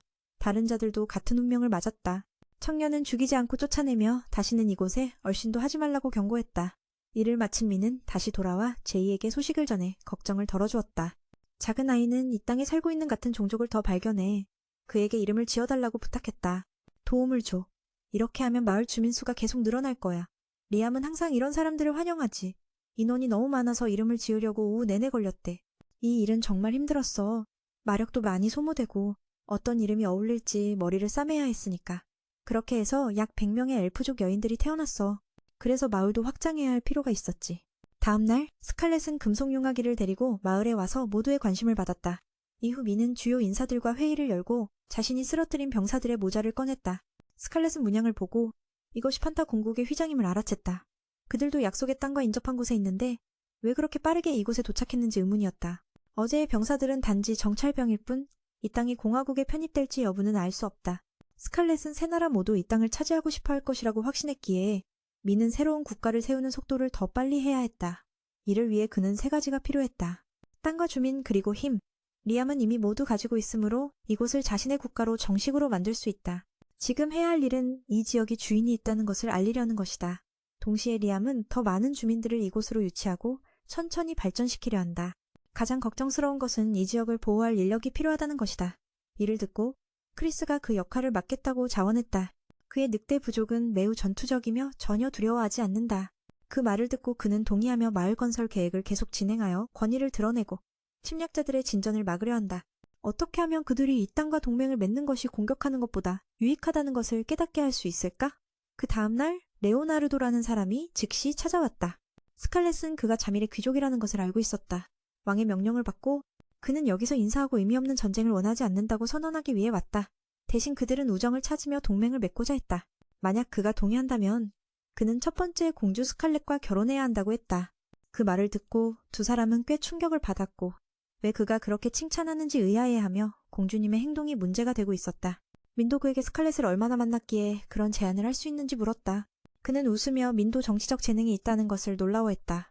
물론 그들은 공주를 여러 번 만났기 때문에 그녀의 얼굴을 알고 있었다. 이는 그가 스칼렛이 여기 있는 상황에서도 약혼 제안을 했다는 것을 의미했다. 하지만 여전히 의심스러운 점이 있어 민은 그녀에게 텔레파시를 사용해 물어보았다. 그녀는 주인이 이런 특별한 기술을 사용할 수 있다는 것에 꽤 놀랐다. 약혼 제안에 관해서는 그녀는 민에게 동의하라고 조언했다. 그들의 진정한 의도가 무엇이든 동의한다면 최소 6개월을 더 끌 수 있을 것이기 때문이다. 그 말을 듣고 민은 이해하고 즉시 약혼을 기쁘게 받아들였다. 그러나 이곳을 그들이 부끄러워하지 않을 만큼 변모시키는 데는 1년이 필요하다고 했다. 그는 이를 듣고도 동의할 수밖에 없었다. 이후 제돈도 이 두 사람이 매우 영리하다고 칭찬했다. 더 많은 시간을 얻고자 하는 것이니 상대방이 그를 과소평가하고 있다는 것이 분명했다. 그래서 1년 후 그들은 이곳의 발전을 보고 싶어 했다. 현재 진행 중인 작업은 꽤 괜찮았고 민은 자신의 분신을 사용하여 스칼렛의 수도에 있는 별장으로 이동했다. 그 전에 그는 그녀에게 복제품을 가져오도록 요청했습니다. 그렇게 해야만 즉시 이동 마법을 사용할 수 있기 때문이죠. 이제부터는 M은 이곳에 육로로 올 걱정이 없을 것입니다. 스칼렛은 M이 복제품인지 원본인지 물어보아야 했습니다. 여기서 주인이란 것을 알게 된 후 그녀는 자랑스럽게 집을 소개했습니다. 리암은 왕국의 수도에 처음 와서 모든 것이 화려하다는 것을 느꼈습니다. 그녀는 리암이 이제 나라의 주인이니 외출을 자제하라고 조언했습니다. 집 안으로 들어가려던 찰나 리암은 드래곤의 힘을 느꼈습니다. 그는 다소 희미하게 들렸지만 그것이 자신의 힘임을 인정했습니다. 그래서 그는 스칼렛에게 이곳에 신드래곤과 관련된 것이 있는지 물어보았습니다. 당연히 있었습니다. 그녀의 집에는 제돈을 모시는 큰 동상이 있었으니까요. 그것은 그녀의 어머니 집안에서 대대로 전해 내려온 것이라고 하며 리암은 그 동상에서 제돈의 힘이 느껴졌습니다. 제돈은 리암에게 동상을 사용하라고 했습니다. 그 즉시 그것은 스칼렛의 몸을 감싸는 갑옷으로 변했습니다. 능력치도 강화되었습니다. 하지만 사용한 마법은 매번 마력을 고갈시켰습니다. 방금 전의 갑옷은 신드래곤의 신념의 힘으로 만들어진 것이었습니다. 사람은 이를 사용할 수 있지만 강한 연결이 필요합니다. 스칼렛처럼요, 방금 만든 갑옷은 가장 강력한 것이었기에 그녀는 기진맥진하게 된 것이죠. 제도는 M에게 자신이 약간 더 약한 버전을 만들어보라고 조언했습니다. 이를 만들기 위해서는 고급 재료가 필요했습니다. 스칼렛이 동상을 준비하는 동안 M은 힘을 불어넣으면 완료되었습니다. 이것은 약한 버전이지만 여전히 많은 능력치를 증가시켰습니다. 스칼렛은 피로 동상과 계약을 맺었습니다. 그녀는 이것이 생명체와 같다는 느낌을 받았습니다. 이를 들은 M은 갑옷의 이름을 아레스라고 지어 더욱 강력하게 만들기를 원하고 그녀를 모든 전투에서 보호해줄 것을 요청했습니다. 제돈도 이것이 똑똑한 아이디어라고 칭찬했습니다. 공주가 기술을 사용하자 그것은 확실히 이전보다 훨씬 강해졌습니다. 예전에 신드래곤도 마을에 있는 금속 버전으로 이렇게 했었습니다. 그것은 그가 예전에 삼룡 전투에서 이기는 데 도움을 준 도구였습니다. M은 사용해보기를 원했고 동의받았습니다. 두 사람은 마을로 돌아가 금속 드래곤을 만나기로 했습니다. 리암은 이것이 정말 멋지다고 느꼈습니다. 그것은 의지를 가진 조각상이며 자유롭게 행동할 수 있습니다. 그녀가 자신의 피를 뽑아서 엠도 드래곤 갑옷을 착용할 수 있게 되었고 그 힘이 솟구쳐 오르며 동시에 37개의 불꽃구슬을 발사할 수 있었습니다. 그러나 마력을 많이 소모하여 즉시 평범한 상태로 돌아왔습니다. 조이도는 M이 이 갑옷을 착용하면서 죽지 않은 세 번째 사람이라고 말했습니다. 정말 위험한 상황인데 왜 이제서야 말했는지 모르겠네요. 앞으로 M이 이 사용법을 익히면 이 세계는 그의 것이 될 것입니다. 소모된 마력을 회복하기 위해서는 3개의 돌을 사용해야 좀 더 나아질 것입니다. 마침 그를 보며 그는 철 드래곤을 빌릴 수 있을지 물어보았습니다. 스칼렛은 물론 동의하며 젊은 남자가 계속 가지라고 했습니다. 스카렛 자신이 주인이 아닌데 말이죠. 그래서 그것은 감사의 인사를 하고 곧바로 드래곤을 아이템에 넣어 편하게 가지고 갔습니다. 지금까지 리암은 이것이 생명체라고 생각했지만 사실은 그렇지 않았습니다. 그 후 각자 일을 하기로 했습니다. 공주님은 수도로 돌아가 국가의 활동을 계속 조사하고 M은 마을로 돌아가 어떻게 되는지 알아보기로 했습니다. 즉시 이동 마법 덕분에 리암은 그녀를 필요할 때마다 데려다 줄 수 있습니다. 마을에서는 모두가 여전히 열심히 일하고 있었습니다. 집들이 점차 형태를 갖추어져 가고 있어 리암은 매우 기뻤습니다. 베나가 달려와 크리스에게 근처에 있는 족속들이 있다고 알려주었습니다. 에미아는 바로는 그들은 2m가 넘는 큰 생물들로 성격은 개체마다 다릅니다. 어떤 이들은 폭력적이지만 착한 아이들도 있습니다. M은 그 족속들이 험악한 모습인지 물어보아 해결하러 가려고 했습니다. 베나는 그들이 상당히 폭력적으로 보인다고 하며 마을에 문제가 생길 것을 걱정했습니다. 게다가 인간들이 와서 파괴할 수도 있습니다. 새로운 국가이기에 리암은 불필요한 충돌을 피하고 싶었습니다. 제나에 따른 족속들에게 마을에 살도록 초대해 주어야 한다고 생각했습니다. 이게 합리적이라는 생각에 리암은 고마움을 표현하며 그 족속들이 지금 어디에 있는지 물어보았습니다. 위치를 파악한 후 즉시 접근했습니다. 우연히도 철광석을 주었고 이곳에는 자원이 풍부하다는 것을 알게 되었습니다. 그때 찾던 자들이 나타나 리암을 보며 의아해했습니다. 우두머리가 나와서 리암이 누구인지 물었습니다. 그는 자신의 이름을 소개하고 국가를 세우려고 하니 마을을 개발하기 위해 구성원을 모집하고 싶다고 말했습니다. 이를 듣고 그는 믿지 않았습니다. 인간은 매우 교활하다는 것을 알고 있었기 때문이죠. 리암은 자신이 누구도 학대하지 않을 것이라고 더 설득했습니다. 현재 엘프와 늑대인간이 이미 가입했다고 말했습니다. 그러나 우두머리는 여전히 동의하지 않았습니다. 리암에게 떠나라고 하거나 죽이겠다고 했습니다. 하지만 대답을 듣기도 전에 공격을 시작했습니다. 정말 성격이 급하네요. 그는 리암이 꽤 강하다고 느끼며 계속 공격했습니다. 땅과 돌이 여기저기 날아다니고 리암은 이자가 너무 강하다는 것을 걱정했습니다. 그는 모집 중이기에 그를 해칠 수는 없었습니다. 결국 리암은 좁은 틈에 빠져 발을 뻗을 수 없었습니다. 그러자 상대는 비웃으며 결정적인 일격을 날렸습니다. 방법이 없었던 리암은 드래곤 갑옷을 사용해야 했습니다. 덕분에 타격을 받았지만 몸은 전혀 다치지 않았습니다. 거대 인물은 리암이 전혀 피해를 입지 않은 것을 보고 놀랐습니다. 리암은 이전 사용보다 더 익숙해져서 기뻤습니다. 그러나 오랫동안 사용하기에는 아직 부족하므로 다시 넣어두기로 했습니다. 리암은 공격을 피해야 할 뿐만 아니라 뒤에 있는 사람들을 도와주기도 했습니다. 우두머리는 자신의 부하들이 공격을 받는 것을 보고 놀라웠습니다. 이것은 그가 무작정 공격한 결과였습니다. 리암은 상대에게 친구들을 해칠 뻔했다고 화를 냈습니다. 이전의 모든 것을 보호하기 위해 그는 환영을 사용하여 방어막을 만들었습니다. 자신이 잘못했음을 깨닫고 우두머리는 사과하며 리암을 젊고 건강하며 친절한 소년으로 부르기로 했습니다. 친구들을 지키기 위해 그는 환영수를 써서 함께 결계를 쳤다. 자신이 잘못했음을 깨달은 대장은 사과하며 민을 젊고 건강하며 친절한 청년이라 칭했다. 그리고 리암의 말을 들어보자고 동의했다. 민은 이 평화로운 종족은 마을로 데려와 같이 살아도 될 것임을 이해했다. 양측은 민이 세우고 있는 영토에 대해 자세히 교환했다. 현재 엘프와 늑대인간 종족이 있다. 여기에 이 종족까지 더하면 총 4종족이 함께 살게 된다. 대장은 이들을 초대한 이유가 앞으로 인간들이 나쁜 의도로 이곳에 올 거라는 점 때문임을 알았다. 그래서 이 땅의 주민들이 협력해 무언가를 해야 한다고 말한다. 최악의 경우 전멸할 수도 있다. 그들은 마을을 먼저 보고 결정하길 원했다. 민은 동의하고 순간이동 마법으로 모두를 데려갔다.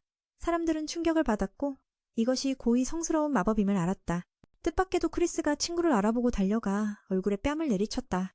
그도 그녀를 돼지머리라 불렀는데 사실은 늑대였던 것이다. 리암은 그녀가 그 사람과 무슨 관계인지 물었고 단지 교류하는 사이임을 알았다. 가끔 만나서 실력을 겨루는 사이로 오랜 기간 이어져온 관계였다. 그녀의 전적은 307승 37패였는데 오늘은 뭔가 쉽게 패배했다. 미는 그가 약해진 것이라 생각했지만 사실은 반대였다. 그녀 자신이 계약을 통해 강해진 것이었다. 게다가 이름도 새롭게 얻었고 아름다운 늑대로 진화했다. 크리스도 이를 이해하고 만족스러운 표정을 지었다. 그녀는 주인의 파밀리아가 되어 더 강해졌고 친구도 그렇게 해야 승부를 계속할 수 있다고 권했다. 지금은 실력 차가 너무 크니까 크리스는 그가 졌으니 앞으로 자기 말을 들어야 한다고 협박했다. 상대방은 똑똑하지 못해 어리석은 타입이었다. 승낙했어. 그래서 리암도 그를 하이로 이름 붙여주었어. 신체적 힘을 상징하는 이름이지. 즉시 그의 둥글둥글한 몸이 새롭게 멋지고 근육질로 변했어. 전사 같은 균형 잡힌 몸매가 되어버렸지. 계약 덕분에 그의 머리도 조금 더 똑똑해졌고 대화도 유창하게 할 수 있게 되었어. 그래서 맨은 정말 기뻐했어. 그리고 무엇보다 그는 엄청난 에너지를 발산하고 있었어. 체중과 키는 줄어들었지만 그 대신 힘은 확실히 몇 배로 늘어났어. 크리스도 실력을 시험해봤지만 이번에는 양쪽의 차이가 없어졌어. 리암의 판단에 따르면 기우의 한 방은 평범한 사람을 죽일 수 있을 정도였어. 그는 신체적 힘에 치우쳐 있고 크리스는 속도형 전사였지. 비록 그들이 장난치고 있었지만 여전히 최고의 전투였어. 나머지 부족권들은 그 대장이 너무 대단해서 기뻐했어. 그래서 모두 맨에게 이름을 붙여달라고 줄을 섰고 동시에 마을 주민이 되었어. 이제는 더 이상 놈이 아니라 진화하여 지가가 되었지. 이렇게 해서 그들은 방어력과 전투력을 확보하게 되었고 그는 덜 걱정하게 되었어. 다음날 후이는 동생들을 데리고 광물 채굴을 하러 갔어. 각자 큰 돌을 들고 가서 크리스는 불편해했지. 그래서 그녀도 따라 해보려고 했지만 들어올릴 수가 없었어. 친구가 무리할 필요 없다고 말했지. 그 돌은 그녀의 힘에 맞지 않으니까. 듣기엔 내가 약하다는 듯해서 결국 그 돌에 눌려서 넘어져 버렸어. 이런 힘든 일은 그들이 하는 게 좋지. 왜 힘들게 경쟁할 필요가 있어? 잠시 후 리암이 와서 확인했다. 휴이는 주인님이 이 돌들을 어떻게 할 계획인지 물었고 내부 광석을 채굴하려 한다고 답했다. 이를 편하게 하려고 대지와 불정령을 불렀다. 한 명은 금속을 분리하고 다른 이는 그것을 녹였다. 작업이 끝나고 많은 철을 수확했지만 은과 금은 적었고 고급 미티르도 약간 섞여 있었다. 그래서 여전히 가치가 있다고 여겨졌어요. 청년은 마을 전체의 전투력을 높이기 위해 더 많은 귀금속을 채굴하고자 했죠. 제던 아저씨에게 물어보니 조각상을 만들려면 고급 미드린이 꼭 필요하다고 했어요. 많든 적든 반드시 있어야 힘이 강해진대요. 그 말을 듣고 리암은 한번 시도해보고 싶어졌어요. 용 할아버지의 경고에도 불구하고 다른 금속을 쓰면 실패할 거라 했지만 실패는 중요하지 않다고 생각했어요. 지금은 실험해야 알 수 있는 단계니까요. 전생에서 배운 격언도 떠올랐죠. 실패야말로 성공의 어머니라고. 그 말을 듣고 제던도 웃었어요. 정말 재미있다며. 실패는 마법을 배우는 과정과 같아서 처음부터 성공할 수 없고 실패를 통해 배워야 한다고 했죠. 그렇게 청년은 작은 불 정령에게 쇠와 구리를 녹이게 하고 땅 정령에게는 틀을 만들게 했어요. 뜨거운 금속을 부은 뒤에는 용의 힘을 불어넣어 결과를 확인했죠. 게다가 조각상에 이름을 붙여 성공 확률을 높였어요. 리암은 이걸 아폴로라 불렀고 여러분이 태양 모양이 아주 멋졌어요. 저는 이름에 맞는 틀을 만들면 더 강한 결과물이 나올 거라고 생각해요. 사실 이렇게만 해도 이미 성공한 셈이죠. 이름을 붙이면서 마을 사람들은 중요한 교훈을 얻었어요. 적절한 이름을 붙이면 물건이 강력하게 진화한다는 걸요.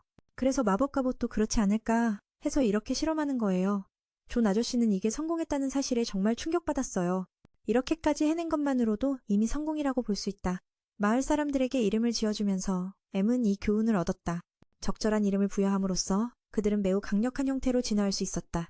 그래서 M은 마법 갑옷도 비슷할 것이라 생각하며 실험을 해보기로 했다. 존 씨는 그가 첫 번째 철 갑옷을 성공적으로 만든 것에 매우 놀랐다. 그는 M의 아이디어가 참신하다고 칭찬하며 결코 지루하지 않다고 했다. 오후가 되자 리암은 가능한 많은 갑옷을 만들고 싶어 했다. 그러나 여기서 어려운 점은 이름 짓기였다. 세상에 있는 단어는 한정적이어서 더 이상 만들어내기 힘들었다. 같은 이름을 두 번 사용할 수 없었다. 이 문제는 그를 고민하게 만들었고 아직 많은 재료가 남아있었다. 며칠간 머리를 쥐어짜며 고민한 끝에 그는 결국 15세트의 갑옷을 만들 수 있었다. M은 그것을 세 부족의 가장 강한 개인에게 고르게 배포했다. W와 크리스는 예전부터 전투에 능하기 때문에 매우 강력한 전사라고 할 수 있었다. 엘프 부족은 더 온화하기 때문에 개선이 필요했다. 갑자기 한 무리의 악당들이 아름다운 엘프들을 노리고 다가왔다. 그들은 그들을 잡으면 평생 쓸 돈을 벌 수 있을 것이라고 생각했다. 레나가 그걸 보고 전투를 요청했고 미나가 그녀의 말을 따랐다. 그렇게 미나는 한 적을 쳐내자 남은 적들이 분노하게 되었다. 그러나 갑옷을 장착한 후 그녀는 적들을 모두 제압할 수 있었다. 이제 에무는 더 이상 이 무명의 적들에 대해 걱정할 필요가 없었다. 리암은 이 사건 이후 더 많은 갑옷을 만들어 모두가 스스로를 보호할 수 있도록 하고 싶어 했다. 적의 두목이 그의 목에 칼을 겨누며 위협했지만 다른 사람들은 아무렇지 않게 넘겼다.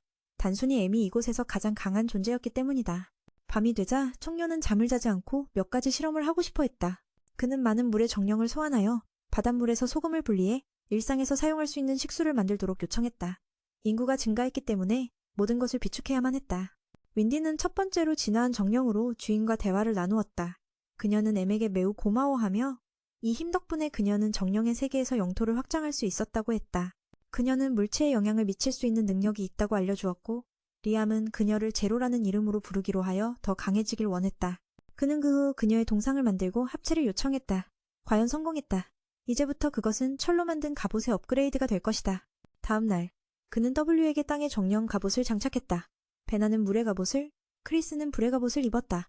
모두가 이 갑옷을 입었을 때의 위력을 느끼며 어제보다 10배 더 강해졌다고 생각했다. 이 세 사람은 마을을 안전하게 지킬 주요 전사들이 될 것이다.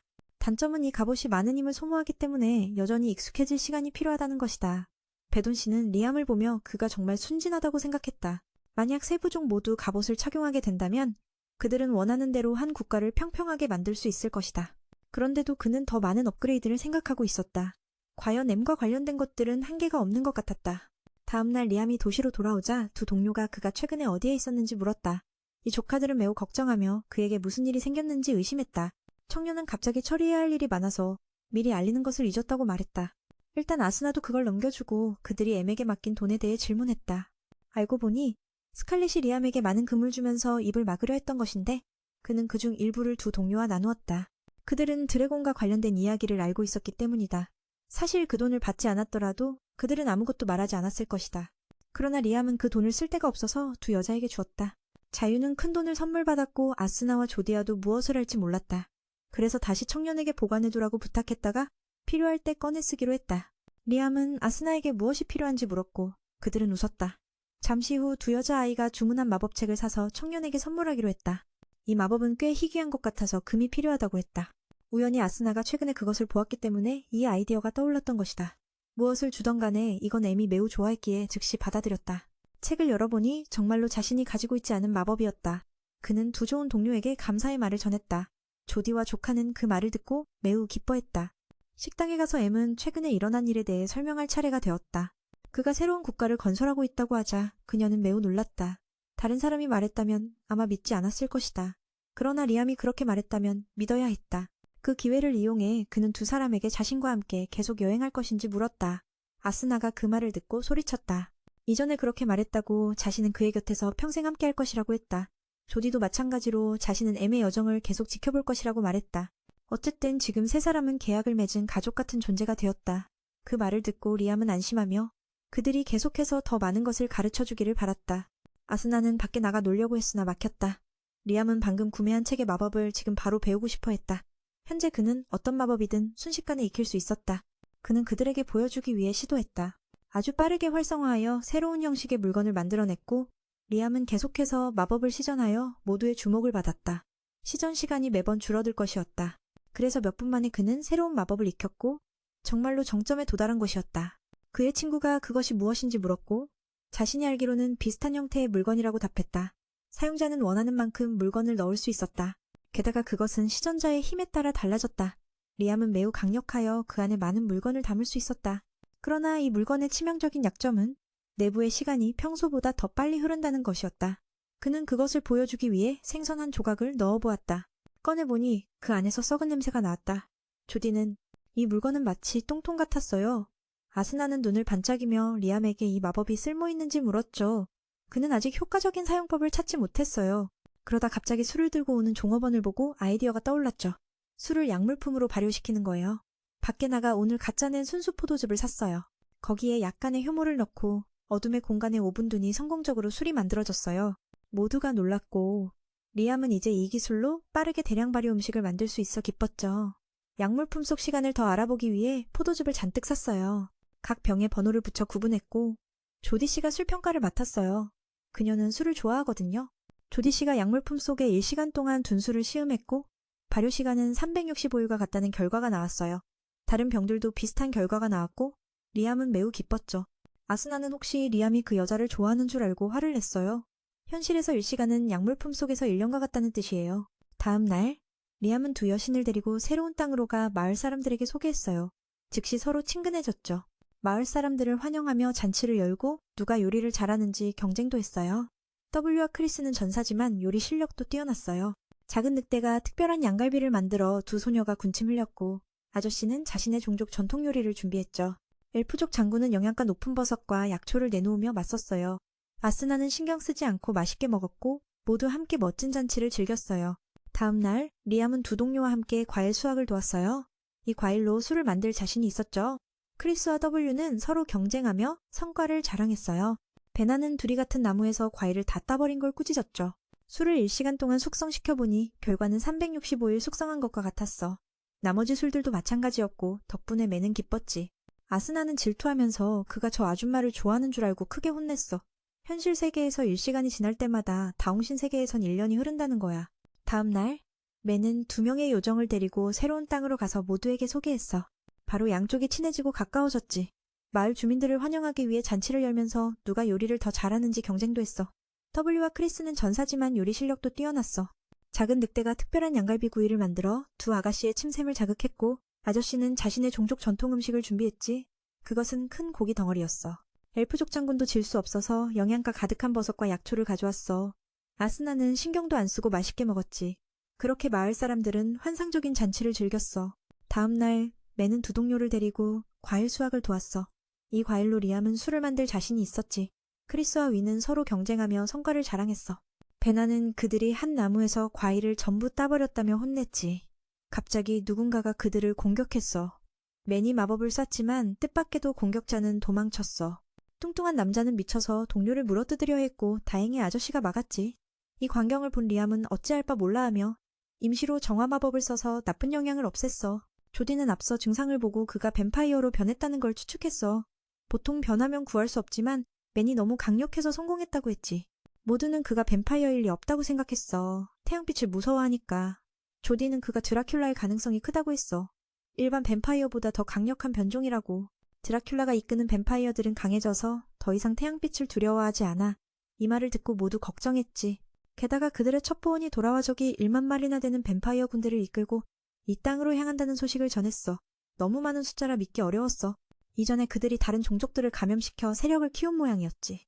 이것은 뱀파이어들을 조종하는 존재가 고위 드라큘라임을 의미해. 보통 뱀파이어는 조용하고 외로운 존재인데 이 보스 때문에 미쳐서 폭력적으로 변했어.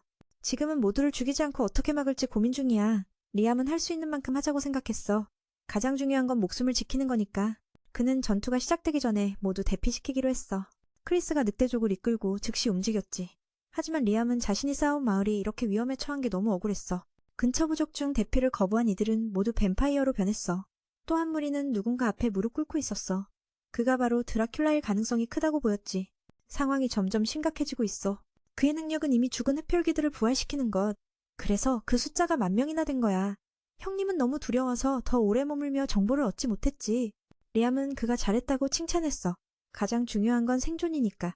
모두가 흡혈귀에 맞설 방법을 고민할 때 맨은 자신만만하게 수집한 정보로 승리를 선언했어. 결국 드라큘라가 바로 최우선 제거 대상이라는 거지. 그를 없애면 나머지 흡혈귀들도 힘이 빠지고 쇠약해질 거야. 그렇게 5 용사가 적의 진격을 막기 위해 나섰어. 각자는 리암이 만든 정령 갑옷을 입었지. 레나는 일격으로 모든 적을 멀리 쓸어버렸고 크리스는 불속성 마법으로 불태우며 공격을 더했고 후이는 땅을 솟게 해 흡혈귀들의 진격을 늦췄어. 그렇게 아스나는 자신의 속도를 살려 하나하나 적을 사냥했어. 위에 있던 조디는 원거리 지원 사격을 했지만 숫자는 좀처럼 줄지 않았어. 리암은 다른 무리가 다가오는 걸 보고 인원이 한정되어 있기에 걱정했지.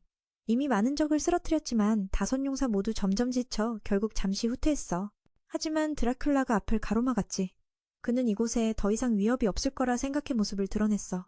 리암은 순간이동으로 그 앞에 나타나 그를 100km 떨어진 곳으로 보냈다. 이 계획대로라면 그는 매우 침착하게 이 낯선 장소로 이동했고 전투로 돌아오는데 많은 시간이 걸릴 것이라는 생각에 화를 내었다. 그는 너를 처치하면 모든 뱀파이어는 무용지물이다 라고 선언했지만 드라큘라는 그것이 충분하지 않다고 생각했다.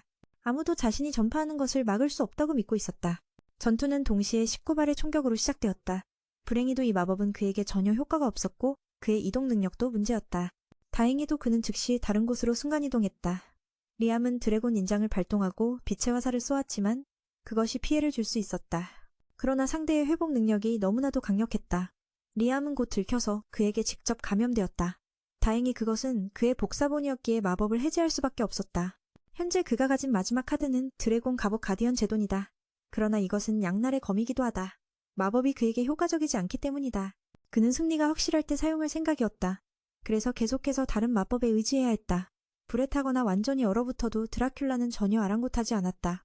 그는 자신이 불사의 존재라고 말하며 더 이상 무의미한 저항을 하지 말라고 했다. 사실 그의 몸은 이 세계의 기준을 초월하고 있었다. 그는 더 이상 살고 있지 않지만 죽지도 않았다. 이 육체는 단순히 생명을 소모하기 위한 용기일 뿐이었다. 그런 말을 듣고 리암은 무언가를 떠올렸다. 그는 드라큘라에게 접근하도록 유도하고 즉시 그를 봉인하는 마법을 발동했다. 시간이 너무 많이 차이나서 드라큘라의 육체는 분명히 존재할 수 없었다. 생명체는 단순히 물건에 담겨 있을 수 없으니까. 그를 유인하기 위해 속임수를 썼고 바로 미는 보라색 약물품을 이용해 그를 가두었어요. 시간 차이가 너무 커서 드라큘라의 육체는 존재할 수 없었죠. 살아있는 생명체는 약물품에 넣을 수 없으니까요. 하지만 그는 자신이 이미 죽었다고 말했기에 미는 이 아이디어를 생각해냈어요. 동시에 뱀파이어 백작이 얼마나 오래 버티는지 실험도 했죠. 마치 아무런 생명력도 흡수할 수 없는 듯했다. 리암은 밤이 될 때까지, 즉 10시간이나 기다렸고 그 안에서는 이미 10년이 흘렀으며 드라큘라는 에너지를 절약하기 위해 동면 상태에 빠져 있었다. 베돈 씨도 감탄하며 말했다. 정말 영리하군. 정면 승부가 안 된다면 계략을 써야지. 이 허무해 보이는 마법이 이렇게 뜻밖의 효력을 발휘하다니. 이 또한 행운이었다. 리암은 다시 돌아가 주변을 살폈다. 조디와 아스나는 리암이 무사한 걸 보고 기뻐했다. 드라큘라를 물리치면 모든 게 정상으로 돌아올 줄 알았지만 아니었다. 두 소녀가 전했다. 현재 뱀파이어로 변한 이들은 모두 이상 증세를 보이며 모두 지쳐 한 곳에 가만히 앉아 아무 움직임도 없었다. 아스나가 이를 악물어도 아무 반응이 없었다. 그들은 통제에서 벗어났지만 상태가 바뀌지는 않았다. 갑자기 뱀파이어들 몸속에 고통이 폭발했다. 베돈 씨가 말했다. 이것이 드라큘라의 힘이다. 그들의 몸은 마법에 의해 통제되었으나 주인이 사라지면서 제어를 잃었다. 무고한 이들이 사라지는 걸 두고 볼 수 없었던 리암은 무언가를 시도했다. 그는 용의 인장을 발동해 정화 마법을 시험해 보았다. 이 신성한 마법은 모든 부정적인 효과를 제거한다. 효과가 나타나자 리암은 더 많은 이들을 치유하기 시작했다. 하지만 수가 너무 많아 이 방식으로는 절대 시간이 부족했다. 베돈 씨가 침착하라며 말했다. 네가 광역 스킬을 가지고 있지 않느냐? 그 말에 리암은 즉시 수호자존을 소환, 용갑으로 변신시켜 능력을 여러 배로 증폭시켰다. 그렇게 그는 온 정신을 집중해 숲 전체 반경에 신성 마법을 발동했다. 덕분에 뱀파이어가 된 모든 이들이 구원받았다. 조디와 아스나는 이 엄청난 힘을 목격하고 입을 다물지 못했다. 의식을 되찾은 모두는 환희에 젖었다. 그러나 리암은 너무 지쳐 그 자리에서 곧바로 기절했다. 1시간쯤 후 그가 깨어나자 친구는 걱정스러웠다. 무슨 일인가 싶었지만 하늘이 도왔다. 리암이 다시 한번 뱀파이어들을 확인하고 나서야 안심했다. 조디가 물었다. 아까 그게 대체 뭐였어? 너무 신기했어. 빛이 몸에서 흘러나와 거의 죽음 직전의 이들을 모두 되살린 것이다. 크리스와 나머지 일행도 주인에게 달려와 안부를 물었다. 그는 괜찮다며 다만 한꺼번에 힘을 너무 많이 썼을 뿐이라고 했다. 그리고 모두에게 뱀파이어로 변한 이들을 모으라고 부탁했다. 잠시 후 모두가 모였다. 그중 처음부터 뱀파이어였던 이들도 몇 명 있었고 그들은 죄송하다며 자신이 1만 명에게 병을 옮겼으니 자신만 책임지겠다고 했다. 리암은 누구도 탓하지 않겠다고 말했다. 드라큘라가 그들을 조종했음을 알고 있었기 때문이다. 그는 뱀파이어들이 낮에도 이동할 수 있도록 돕고 이후 마을 주민으로 함께 살기를 희망했다. 이것은 좋은 기회였다.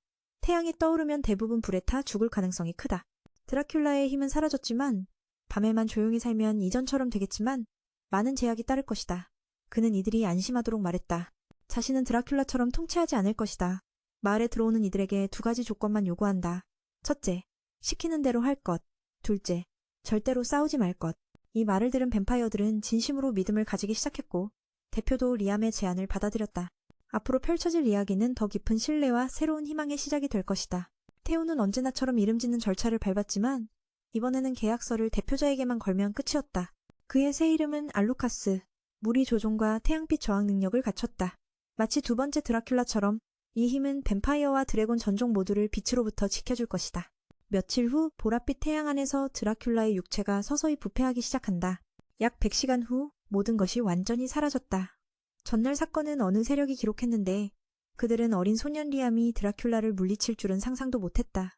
노인은 걱정하지 않았다. 그들은 뱀파이어 소동을 빌미로 군대를 보내려 했지만 이렇게 무참히 패배했으니 어쩔 수 없다고 여겼다. 모두가 애매 비옥한 땅을 원했지만 그 힘이 결코 평범하지 않음을 알게 되자 경계하기 시작했다. 어떻게 드라큘라를 이겼는지는 아직 미스터리지만 19가지 마법을 동시에 펼치는 모습은 드래곤과 맞먹는 수준이었다. 인간형 괴물이라 불러도 이상하지 않지만 더 깊이 연구해야 할 존재였다. 땅을 차지하고 대처법을 알기 위해 그는 이 존재가 영웅인지 악마인지 스스로 묻는다. 다음 날 아침 리암은 지나친 힘 사용으로 지쳐 보였다. 1만 명과 계약하는 건 가능해도 모두에게 이름을 붙이는 건 버거웠다. 게다가 그는 슬림이라 불리는 2세 식구 슬릴룬과 리무루를 받아들였다. 그들이 자각하자 나무 조각상에 그의 모습을 새겨 엠에게 선물했다. 허술해 보여도 이 정도면 대단한 발전이었다. 급격한 성장기의 마을 주민들은 집을 확장하느라 분주했다. 지금 이 마을은 리암이 자신있게 도시라 부를 수 있을 정도였다. 경험자들은 신참들을 이끌었고 윗팀은 순찰과 치안 담당, 크리스의 늑대족은 식량 사냥과 채집을 맡았다. 다행히 이 땅에 모두를 먹여 살릴 자원이 풍부했다. W가 돌아와 근처에 인간이 있다는 소식을 전했다. 물어보니 다른 곳 상인이었고 이 땅의 왕과 만나길 원했다. 리암은 만나볼까 고민했지만 자신이 왕이라 생각해본 적 없었다.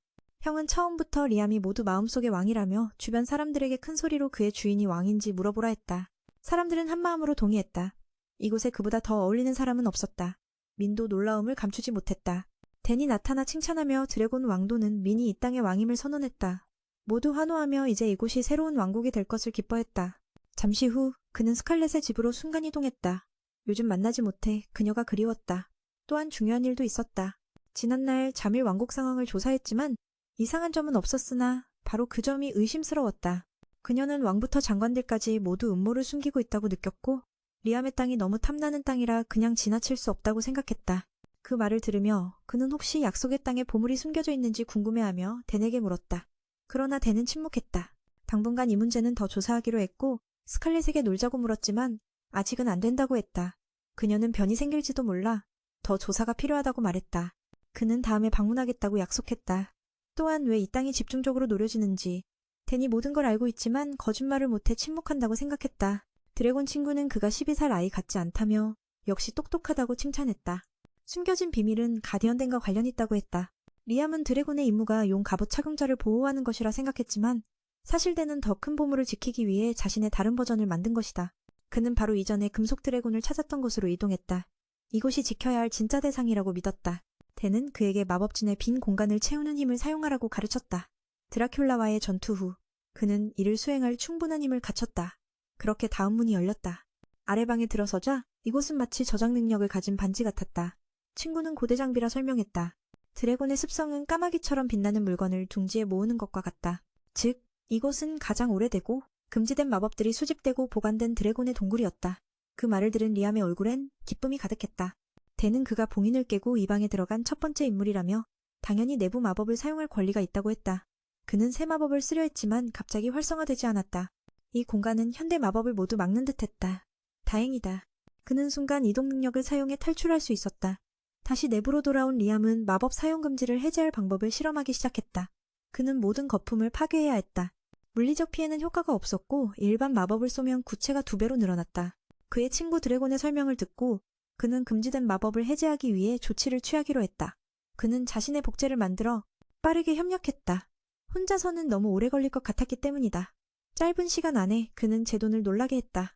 즉시 그는 고대 마법을 배우게 되었고 방어막을 생성할 수 있게 되었다. 이 방어막은 모든 물리적 피해를 흡수할 수 있어 여러 상황에서 매우 유용했다. 그러나 단점은 한 번만 방어할 수 있다는 것이었다. 하지만 넓은 공격이라면 전부 막을 수 있었다. 이 마법은 리암이 공격을 느끼면 즉시 발동해야 했다. 제돈이 소개한 다음 마법은 마법 공격을 방어하는 형태의 방패였다. 리암은 드래곤의 동굴에서 사용하는 데 익숙해져서 복제를 보내 교육시키고 원본은 여기서 마법을 시전하면 되었다. 제돈도 몇 분 안에 마법을 배우는 이 방식에 감탄했다.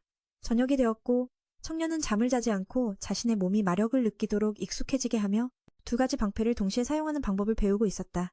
그러나 동시에 2가지를 사용하는 것은 매우 힘이 들기 때문에 적절히 변형해야 했다. 적의 공격을 예측해야만 발동할 수 있었다. 제도는 청년의 마법에 대한 열망에 감탄하며 그의 호기심이 새로운 것을 창조하려는 원동력이라고 생각했다. 며칠 후 아스나가 리암을 17번 지점으로 부르며 후이의 요청으로 누군가를 만나게 했다. 도시가 현재 확장되고 있기 때문에 그들은 기억하기 쉽게 여러 구역으로 나누어야 했다. 그곳에 도착하자 그는 군인들과 왕실 마차를 보았고 W에게 물어보니 그가 자신들을 판타 공국의 사자로 소개했다. 중요한 업무로 인해 리암을 만나고 싶다고 했다. 이에 리암은 기꺼이 동의했지만 아직 왕 역할에 익숙하지는 않았다. 담당자가 들어와 자신을 블라스트라고 소개했다. 그는 직접적으로 들어가서 리암에게 플로라 부인을 왕자님의 명령으로 결혼시키기 위해 왔다고 말했다. 리암이 스칼렛과 약혼을 맺지 않았다는 이야기를 듣고 그는 매우 기뻐하며 즉시 부인을 소개해주겠다고 했다. 이 또한 리암의 마음을 설레게 하는 매우 아름다운 소녀였다. 담당자는 지금 당장 리암에게 그녀를 넘겨줄 수 있다고 했다. 이 말을 듣자 리암은 귀족의 결혼 방식인지라 당황했다. 그는 2사람을 마을로 데려가 둘러보게 한 후에야 이야기를 계속하기로 했다.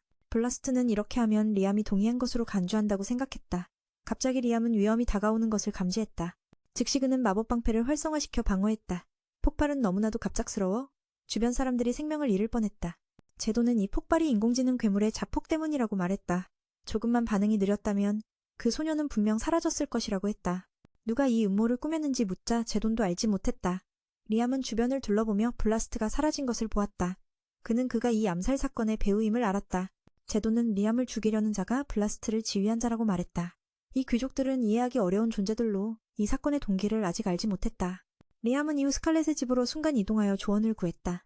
만약 공주라면 그녀가 더 많은 것을 알고 있을 것이라고 생각했다. 잠시 후 스칼렛을 데리고 돌아온 리암은 방금 일어난 사건을 설명했다. 의식을 잃은 소녀가 판타의 플로라 부인이라고 알리자 그러나 공주 스칼렛은 그런 이름은 들어본 적이 없다고 했다. 브릴라스는 그는 공국의 오른팔로 잠복 활동에 주로 관여한다고 설명했다. 스칼렛은 그들의 음모가 이곳에 나쁜 이미지를 남기기 위한 연극을 꾸미는 것이라고 했다. 즉, 부인이 결혼을 위해 왔지만 괴물에게 죽는다는 식이었다. 그 후 이를 구실로 침략하려는 것이라고 제도는 인간의 생명을 저버리는 이들의 발상에 경악했다. 플로라의 몸을 검사한 후 공주는 이 소녀가 신비로운 존재라는 것을 발견했다. 그녀의 가슴에 있는 점을 보니 이 소녀가 맞을 확률이 높았다. 그때 플로라가 깨어나 어디인지 모르겠다고 하며 자신이 죽은 줄 알았다고 말했다. 리암이 폭발한 괴물에 대해 언급하자 그녀의 얼굴이 변했다. 그녀는 자신이 매우 위험하니 그들로부터 멀리해달라고 부탁했다. 리암은 어떤 예기치 않은 공격도 막을 수 있다고 자신했으니 걱정하지 말라고 말했다. 그러나 플로라의 의도는 그것이 아니었다. 그녀는 그들에게 저주된 증거를 보여주며 만약 명령을 따르지 않으면 죽게 될 것이라고 했다. 그리고 방금 리암이 자신을 구해줬기에 그녀는 보답할 마음이 없다고 했다. 스칼렛은 그들이 그렇게 잔인할 수 있다는 것에 분노했다. 위험을 알면서도 리암은 주저하지 않고 나아갔다. 그렇게 그는 드래곤의 힘을 활성화해 저주를 제거했다. 플로라는 경악했다. 그들은 결코 해제할 방법이 없다고 말했는데 리암은 이렇게 쉽게 해냈다. 스칼렛은 자랑스럽게 자신의 주인이 성스러운 마법을 사용할 수 있다고 외쳤다. 일단 플로라는 안전해졌다. 갈 곳이 없던 리암은 그녀에게 이곳에서 새로운 주민으로 살아가라고 제안했다. 그녀는 기쁜 마음으로 동의하며 저주가 희생자를 괴물로 변하게 하고 이후에는 저주를 건 사람의 명령을 따라야 한다고 말했다. 제도는 이 기술에 대해 알고 있으며 저주받은 존재가 몸에 저주를 부여한다고 설명했다. 정보를 바탕으로 리암은 사람을 괴물로 변하게 하는 것이 최근 드라큘라 사건과 비슷하다는 것을 깨달았다. 이 사건에는 여전히 많은 미스터리가 남아있었다. 그는 일단 플로라의 안전을 보장하기로 했다. 판타 공국의 사람들은 그녀를 다시 해치지 못할 것이다. 집으로 돌아온 리암은 스칼렛이 그들이 자신을 이렇게 무시할 수 있다니 분노를 표했다. 단지 하나가 아닌 주변 3개의 왕국이 모두 그랬다. 이런 일들이 벌어지자 정말 그렇다는 것을 알게 되었다. 공주는 권력을 과시하겠다고 결심했다. 이 땅을 노리는 자들이 그들이 결코 넘볼 수 없음을 깨닫게 해주기 위해서였다. 제돈도 이에 동의했다. 리암은 무엇을 해야 할지 몰라 가장 이상적인 방법은 나쁜 자들에게 이 왕국의 힘을 보여주는 것이라고 조언받았다. 여러 방법이 가능했다. 첫째로 스칼렛은 리암에게 새로운 화폐를 발행하라고 요구했다. 그녀는 이전에 자신을 위해 만든 갑옷을 꺼내들었다. 얼굴뿐만 아니라 사지와 비늘도 매우 선명하게 보였다. 그것은 정교했다. 현재 유통되고 있는 동전들을 살펴보면 3가지 종류의 은하가 눈에 띈다. 겉으로 보기에는 정교하지 않지만 공주는 이 동전들이 가장 선명한 디테일을 가지고 있는 원본이라고 설명한다. 이 버전은 대량 생산을 위해 틀을 사용해 만들어진 것이다. 하지만 다양한 지역에서 생산되다 보니 품질이 제각각인 것이 문제다. 스칼렛의 의도는 이 동전의 재료와 선명한 디테일을 바탕으로 외부의 기술적 수준이 매우 발전했음을 보여주고자 하는 것이다. 이는 왕국의 힘을 측정하는 척도가 되기도 한다. 다시 말해 리암이 원본처럼 뚜렷한 특징을 가진 동전을 만들어 배포하기만 한다면 계획은 성공적이다. 이는 힘을 과시해 전쟁을 불러오는 것보다 훨씬 합리적인 방법이다. 리암은 그 말이 너무 합리적이라 바로 자신만의 동전을 만들기 시작했다. 불과 땅의 정령을 이용해 쉽게 대량 생산할 수 있었고 품질 또한 의심할 여지가 없었다. 더욱이 양면의 인쇄까지 할 수 있었다. 다음 단계는 순수한 구리 동전을 만드는 것이다. 그 가치는 사용된 금속에 따라 달라진다. 구리는 분명 철 동전보다 더 높은 가치를 지닌다.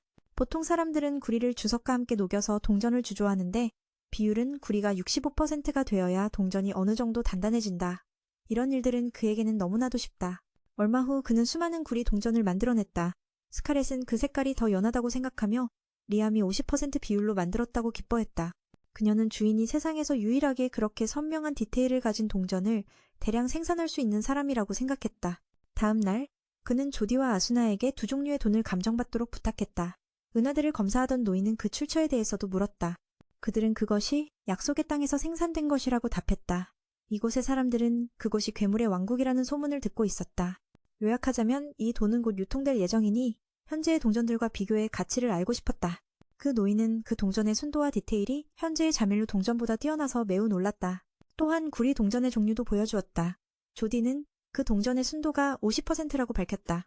평가에 따르면 이 동전이 발행된다면 다른 동전보다 3배의 가치를 가질 것이라고 했다. 이 말을 듣고 두 사람은 매우 기뻐했다. 그래서 그 후 리암은 가능한 한 많은 동전을 만들기 위해 정령들이 계속 활동하도록 했다. 스카렛은 오늘도 여기서 놀고 있었고 주인의 우울한 얼굴이 걱정되어 물어보았다. 그는 형이 보낸 편지를 건네주었고 읽어보니 그 내용이 너무 불쾌해 혈압이 오를 지경이었다. 이 집에 매우 만족했다. 그래서 이후 리암은 정령들을 쉬지 않고 움직여 최대한 많은 동전을 만들어내려 애썼다. 오늘도 스칼렛이 놀러와서 주인 얼굴이 우울해 보이자 물어봤다. 그는 형에게 받은 편지를 건넸다.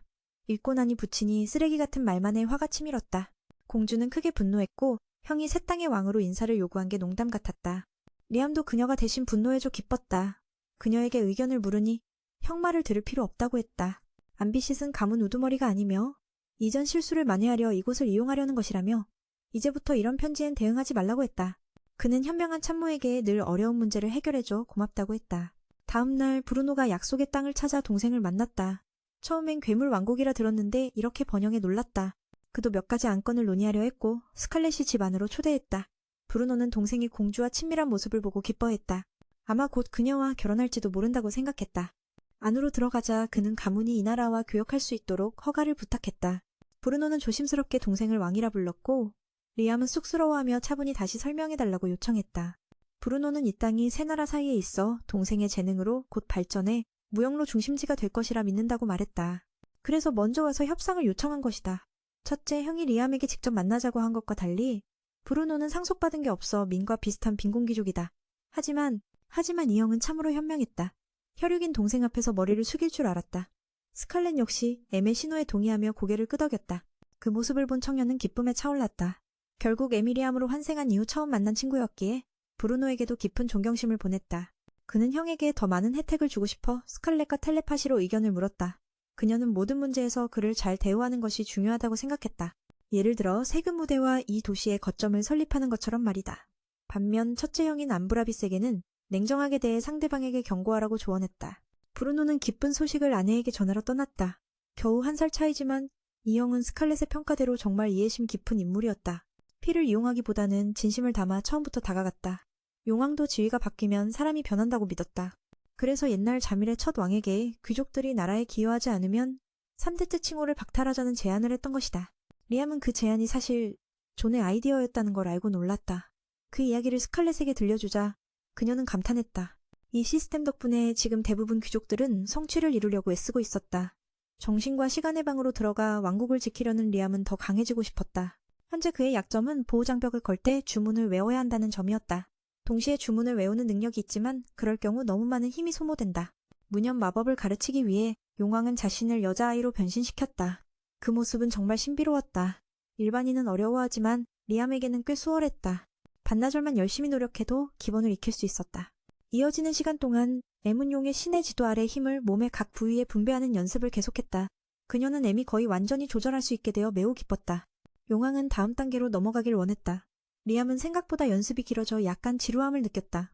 친구는 몸 안으로 들어갔다 나오기를 반복했는데 그 이유는 알 수 없었다. 레도는 훈련이 끝나면 자연스럽게 알게 될 거라고 말했다. 그 후 둘은 줄다리기 놀이를 했지만 일반 힘이 아닌 마력을 사용했다. 리암은 줄에 마력을 주입해 당겼다. 처음에는 10% 강도로 시작해 점차 난이도를 높여갔다. 그는 줄 반대편에서 용의 신의 마력을 조절해야 했다. 양쪽 마력이 같지 않으면 균형이 깨져 그가 쓰러질 수 있었다. 상대 마력을 제어하려면 온전히 집중해야 했다.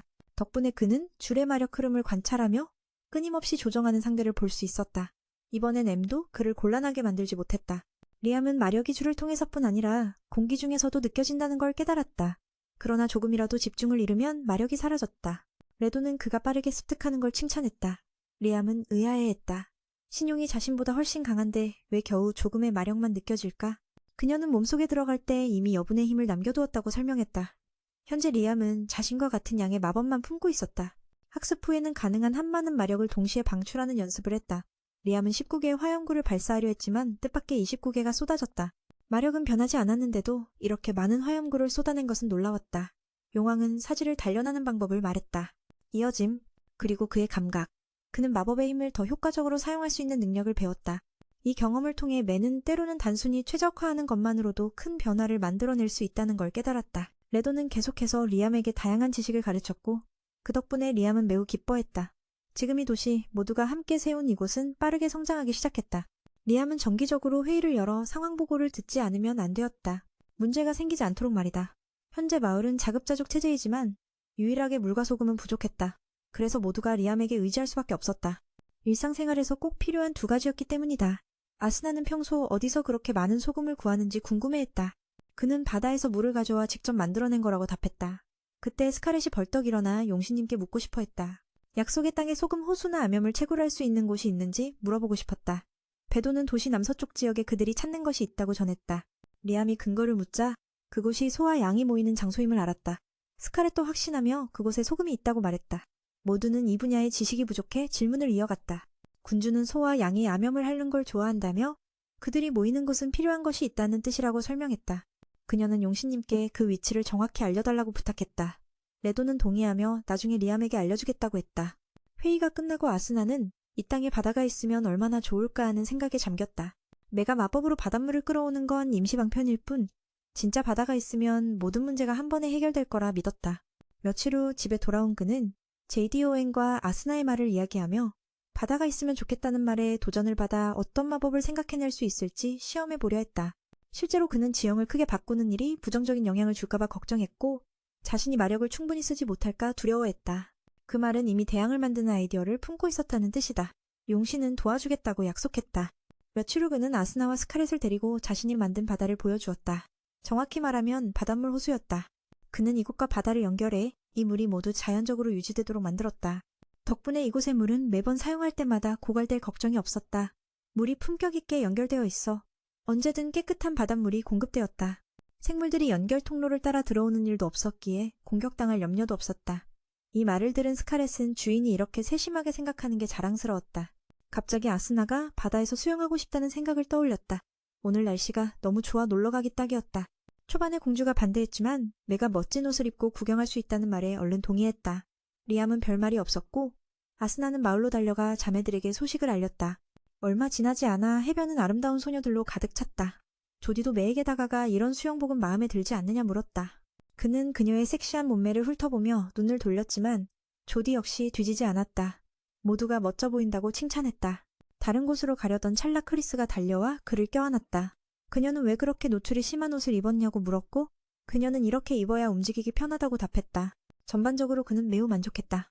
플로라는 아이를 낳았기에 노출이 많지 않은 옷을 입었지만 여전히 매력적이었다. 아스나는 공주를 데리고 리암에게 보여주며 평가를 부탁했다. 그녀가 매에게 물었다.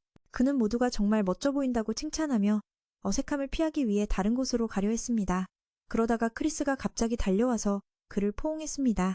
그녀는 왜 그렇게 노출이 심한 옷을 입었냐고 물었고 그는 이렇게 입어야 움직이기 편하다고 대답했습니다. 전반적으로 그는 아주 마음에 들어 했습니다. 플로라는 이미 출산을 했기 때문에 그렇게 노출이 심한 옷을 입지 않아도 여전히 매력적이었습니다. 아스나는 이후 공주를 리암에게 데려가서 그의 평가를 요청했습니다. 리암은 그녀에게 단점이 없다고 답했습니다. 그들은 청년에게 함께 물놀이하자고 요청했습니다. 요즘 소녀들은 열심히 일해왔기 때문에 미는 모두가 즐거워할 수 있도록 최대한 맞춰주려 했습니다. 그렇게 한참을 놀다가 피곤해진 그는 존에게 가서 잠시 쉬기로 했습니다. 그는 모두가 수영복이 잘 어울린다고 생각했지만 자신 혼자 남자라는 사실에 조금 부끄러웠습니다. 신룡은 그걸 아주 재미있어 했습니다. 리암은 그 말을 듣고 대답하지 못했습니다. 다음 날 그는 우연히 스칼렛이 누군가를 만나는 장면을 보았습니다. 그에게 다가가 물어보니 스칼렛은 슬픈 표정을 지으며 자신의 부하가 좋지 않은 소식을 전했다고 했습니다. 자멜 지역이 심각한 가뭄에 시달리고 있으며 그곳은 그녀의 어머니의 고향이었습니다. 이를 듣고 미는 도움이 되고 싶어 그들이 물이 필요하냐고 물었습니다. 만약 그렇다면 자신이 제공할 수 있다고 했습니다. 물의 정령 덕분에 바다에서 어떤 종류의 물도 만들어낼 수 있기 때문입니다. 또한 운송도 꽤 쉬워서 물을 물품에 담아 가뭄이 있는 지역에 가져다 주기만 하면 됩니다. 자밀은 이웃나라지만 그곳이 이 땅과 좋지 않은 관계를 유지하고 있기 때문에 스칼렛은 왕에게 먼저 의견을 물어보려 했습니다. 미는 그녀에게 사절로 가서 그곳 사람들에게 우리가 물을 제공하겠다고 전하라고 말했습니다. 또한 리암은 아무런 보상을 원하지 않겠다고 했습니다. 레도는 그가 정말 관대하다고 생각했습니다. 사실 그곳은 스칼렛의 어머니 고향이기 때문에 도와주고 싶었던 것입니다. 그는 항상 이곳을 위해 좋은 제안을 해왔습니다. 그래서 미는 그에 대한 보답을 하고 싶어 했습니다. 잠시 후 정령들이 물을 통에 담고 있는 동안 갑자기 리암은 머릿속에서 진동을 느꼈습니다. 그는 존이 자기를 뭔가 말하고 싶어 하지만 숨기고 있다고 생각했습니다. 신룡은 현재 청년의 행동이 매우 좋지만 아쉽게도 다소 무의미할 수 있다고 알려주었습니다. 설령 상대가 이 땅을 겨냥한 적이라 하더라도 자연재해를 당했을 때는 그들을 도와야 한다고 말했습니다. 그러나 신룡은 잠일 사람들이 이 사실을 좋아하지 않을까 걱정했습니다. 지위가 높을수록 자존심도 강해진다는 것입니다. 더 발전한 나라가 새로 생긴 나라의 도움을 받는 것이 부끄럽지 않겠냐는 것입니다. 가장 대표적인 예가 엠브레비트입니다. 그는 장남이지만 리암보다 못하고 그래서 개인적인 선택을 하는 어리석은 결정을 내렸습니다. 신룡의 뜻은 현재의 자밀의 왕이 민의 형과 매우 비슷하다는 것입니다. 게다가 큰 은혜는 이후에 문제를 일으킬 수 있습니다. 리암이 보상을 받고 싶지 않더라도 사람들은 여전히 의심할 것입니다. 신룡의 말처럼 스칼렛이 그곳 사람들을 만나고 돌아온 후 거절당했습니다. 민이 친절을 베풀고 싶어 했지만 그곳 왕은 이 정도 규모의 재난은 스스로 해결할 수 있다고 말했습니다. 처리 방법에 대해서는 언급하지 않았기 때문에 스칼렛은 매우 걱정하고 있습니다. 지금까지 난민들은 주변 지역으로 대피해야 했다. 왕국은 지원 물자를 보내왔지만 공주가 보기에 그들이 그렇게 많은 물을 운반할 수는 없었다. 리암과는 달리 그는 마법 아이템과 순간 이동 능력을 사용했다. 그렇게 해서 그는 물 한 방울도 낭비하지 않고도 제때 구출할 수 있었다. 베돈이 날씨 조절 마법을 배우고 비를 내리게 할 생각이냐고 물었다. 그렇게 하면 자밀 측에서 방해받을 일이 없을 것이라고. 그는 즉각 동의했지만 이번에는 다른 방법을 찾아보겠다고 했다. 그는 브루노에게 가서 가뭄 지역에 물을 배급해줄 것을 부탁했다. 그렇게 하면 자밀의 왕이 마치 도움 요청을 받은 것처럼 의심하지 않을 것이었다. 또한 돌아가서 발각되지 않기 위해 그는 여성의 모습으로 복제본을 만들어 가뭄 지역으로 가기로 했다. 그렇게 하면 필요할 때마다 눈에 띄지 않게 순간 이동할 수 있을 것이다. 며칠 후 리암은 외부에서 많은 사람들이 왕국으로 상업활동을 위해 오는 것을 목격했다. 이 모든 것은 그가 고가의 통화를 유통시켰기 때문이다. 게다가 이곳은 세 개의 대국 사이에 위치해 있어 무역의 중심지가 되는 것은 이상한 일이 아니었다. 불편한 점은 오늘 자밀 측 사람들이 그가 가뭄 문제에 개입하지 못하게 계속 따라다닌다는 것이다. 복제본이 도착해 사람들에게 물을 공급할 때까지 그는 여기서 외증명을 만들어야 한다고 생각했다. 지금 해야 할 일은 많은 사람들 앞에서 자신을 돋보이게 만드는 것이다. 그렇게 되면 물을 공급하러 간다고 비난받을 일이 없다. 그의 두 마리 슬림도 달려와서 주인과 놀아보자고 했다. 그들을 보니 너무 더러워서 그는 왜 돌기를 만들지 않았는지 생각했다. 그렇게 하면 더 깨끗할 것이다. 리암은 위 팀에게 필요한 것들을 수집해달라고 부탁했고 모든 것을 자갈로 갈았다. 그는 땅 정령을 소환해 현재 길과 같은 깊이로 도랑을 파달라고 요청했다. 그들의 기술로는 이 일이 매우 간단했다. 레돈이 그가 도로 포장법을 알고 있는지 물었고 사람들이 자주 사용하는 세 가지 기본적인 방법을 가리켰다. 첫 번째는 일반적인 돌이지만 내구성이 떨어진다. 땅이 너무 더러워서 젊은이는 갑자기 왜 돌로 길을 만들 생각을 했을까 궁금해했다. 그렇게 하면 훨씬 깨끗해질 것이다. 리암은 Y팀에게 필요한 자재를 수집하고 모두 자갈로 부수도록 부탁했다. 그는 직접 정령을 소환해 현재 길과 같은 크기의 도랑을 파괴했다. 이 녀석들의 능력으로는 이 일이 매우 간단했다. 레도는 젊은이에게 길 포장법을 알고 있냐고 물었고 일반적으로 세 가지 기본 형태가 있다고 알려줬다. 첫 번째는 일반 돌길로 내구성은 약했다. 리암은 아스팔트 도로가 최고라고 생각했고 자신도 작업 관련 마법을 시험해보고 싶었다. 도랑을 다 판 후 용신은 이 깊이가 조금 깊다고 말했다. 보통 이런 길은 시간이 많이 들고 다른 나라들은 왕도 일부에만 이런 길을 만든다.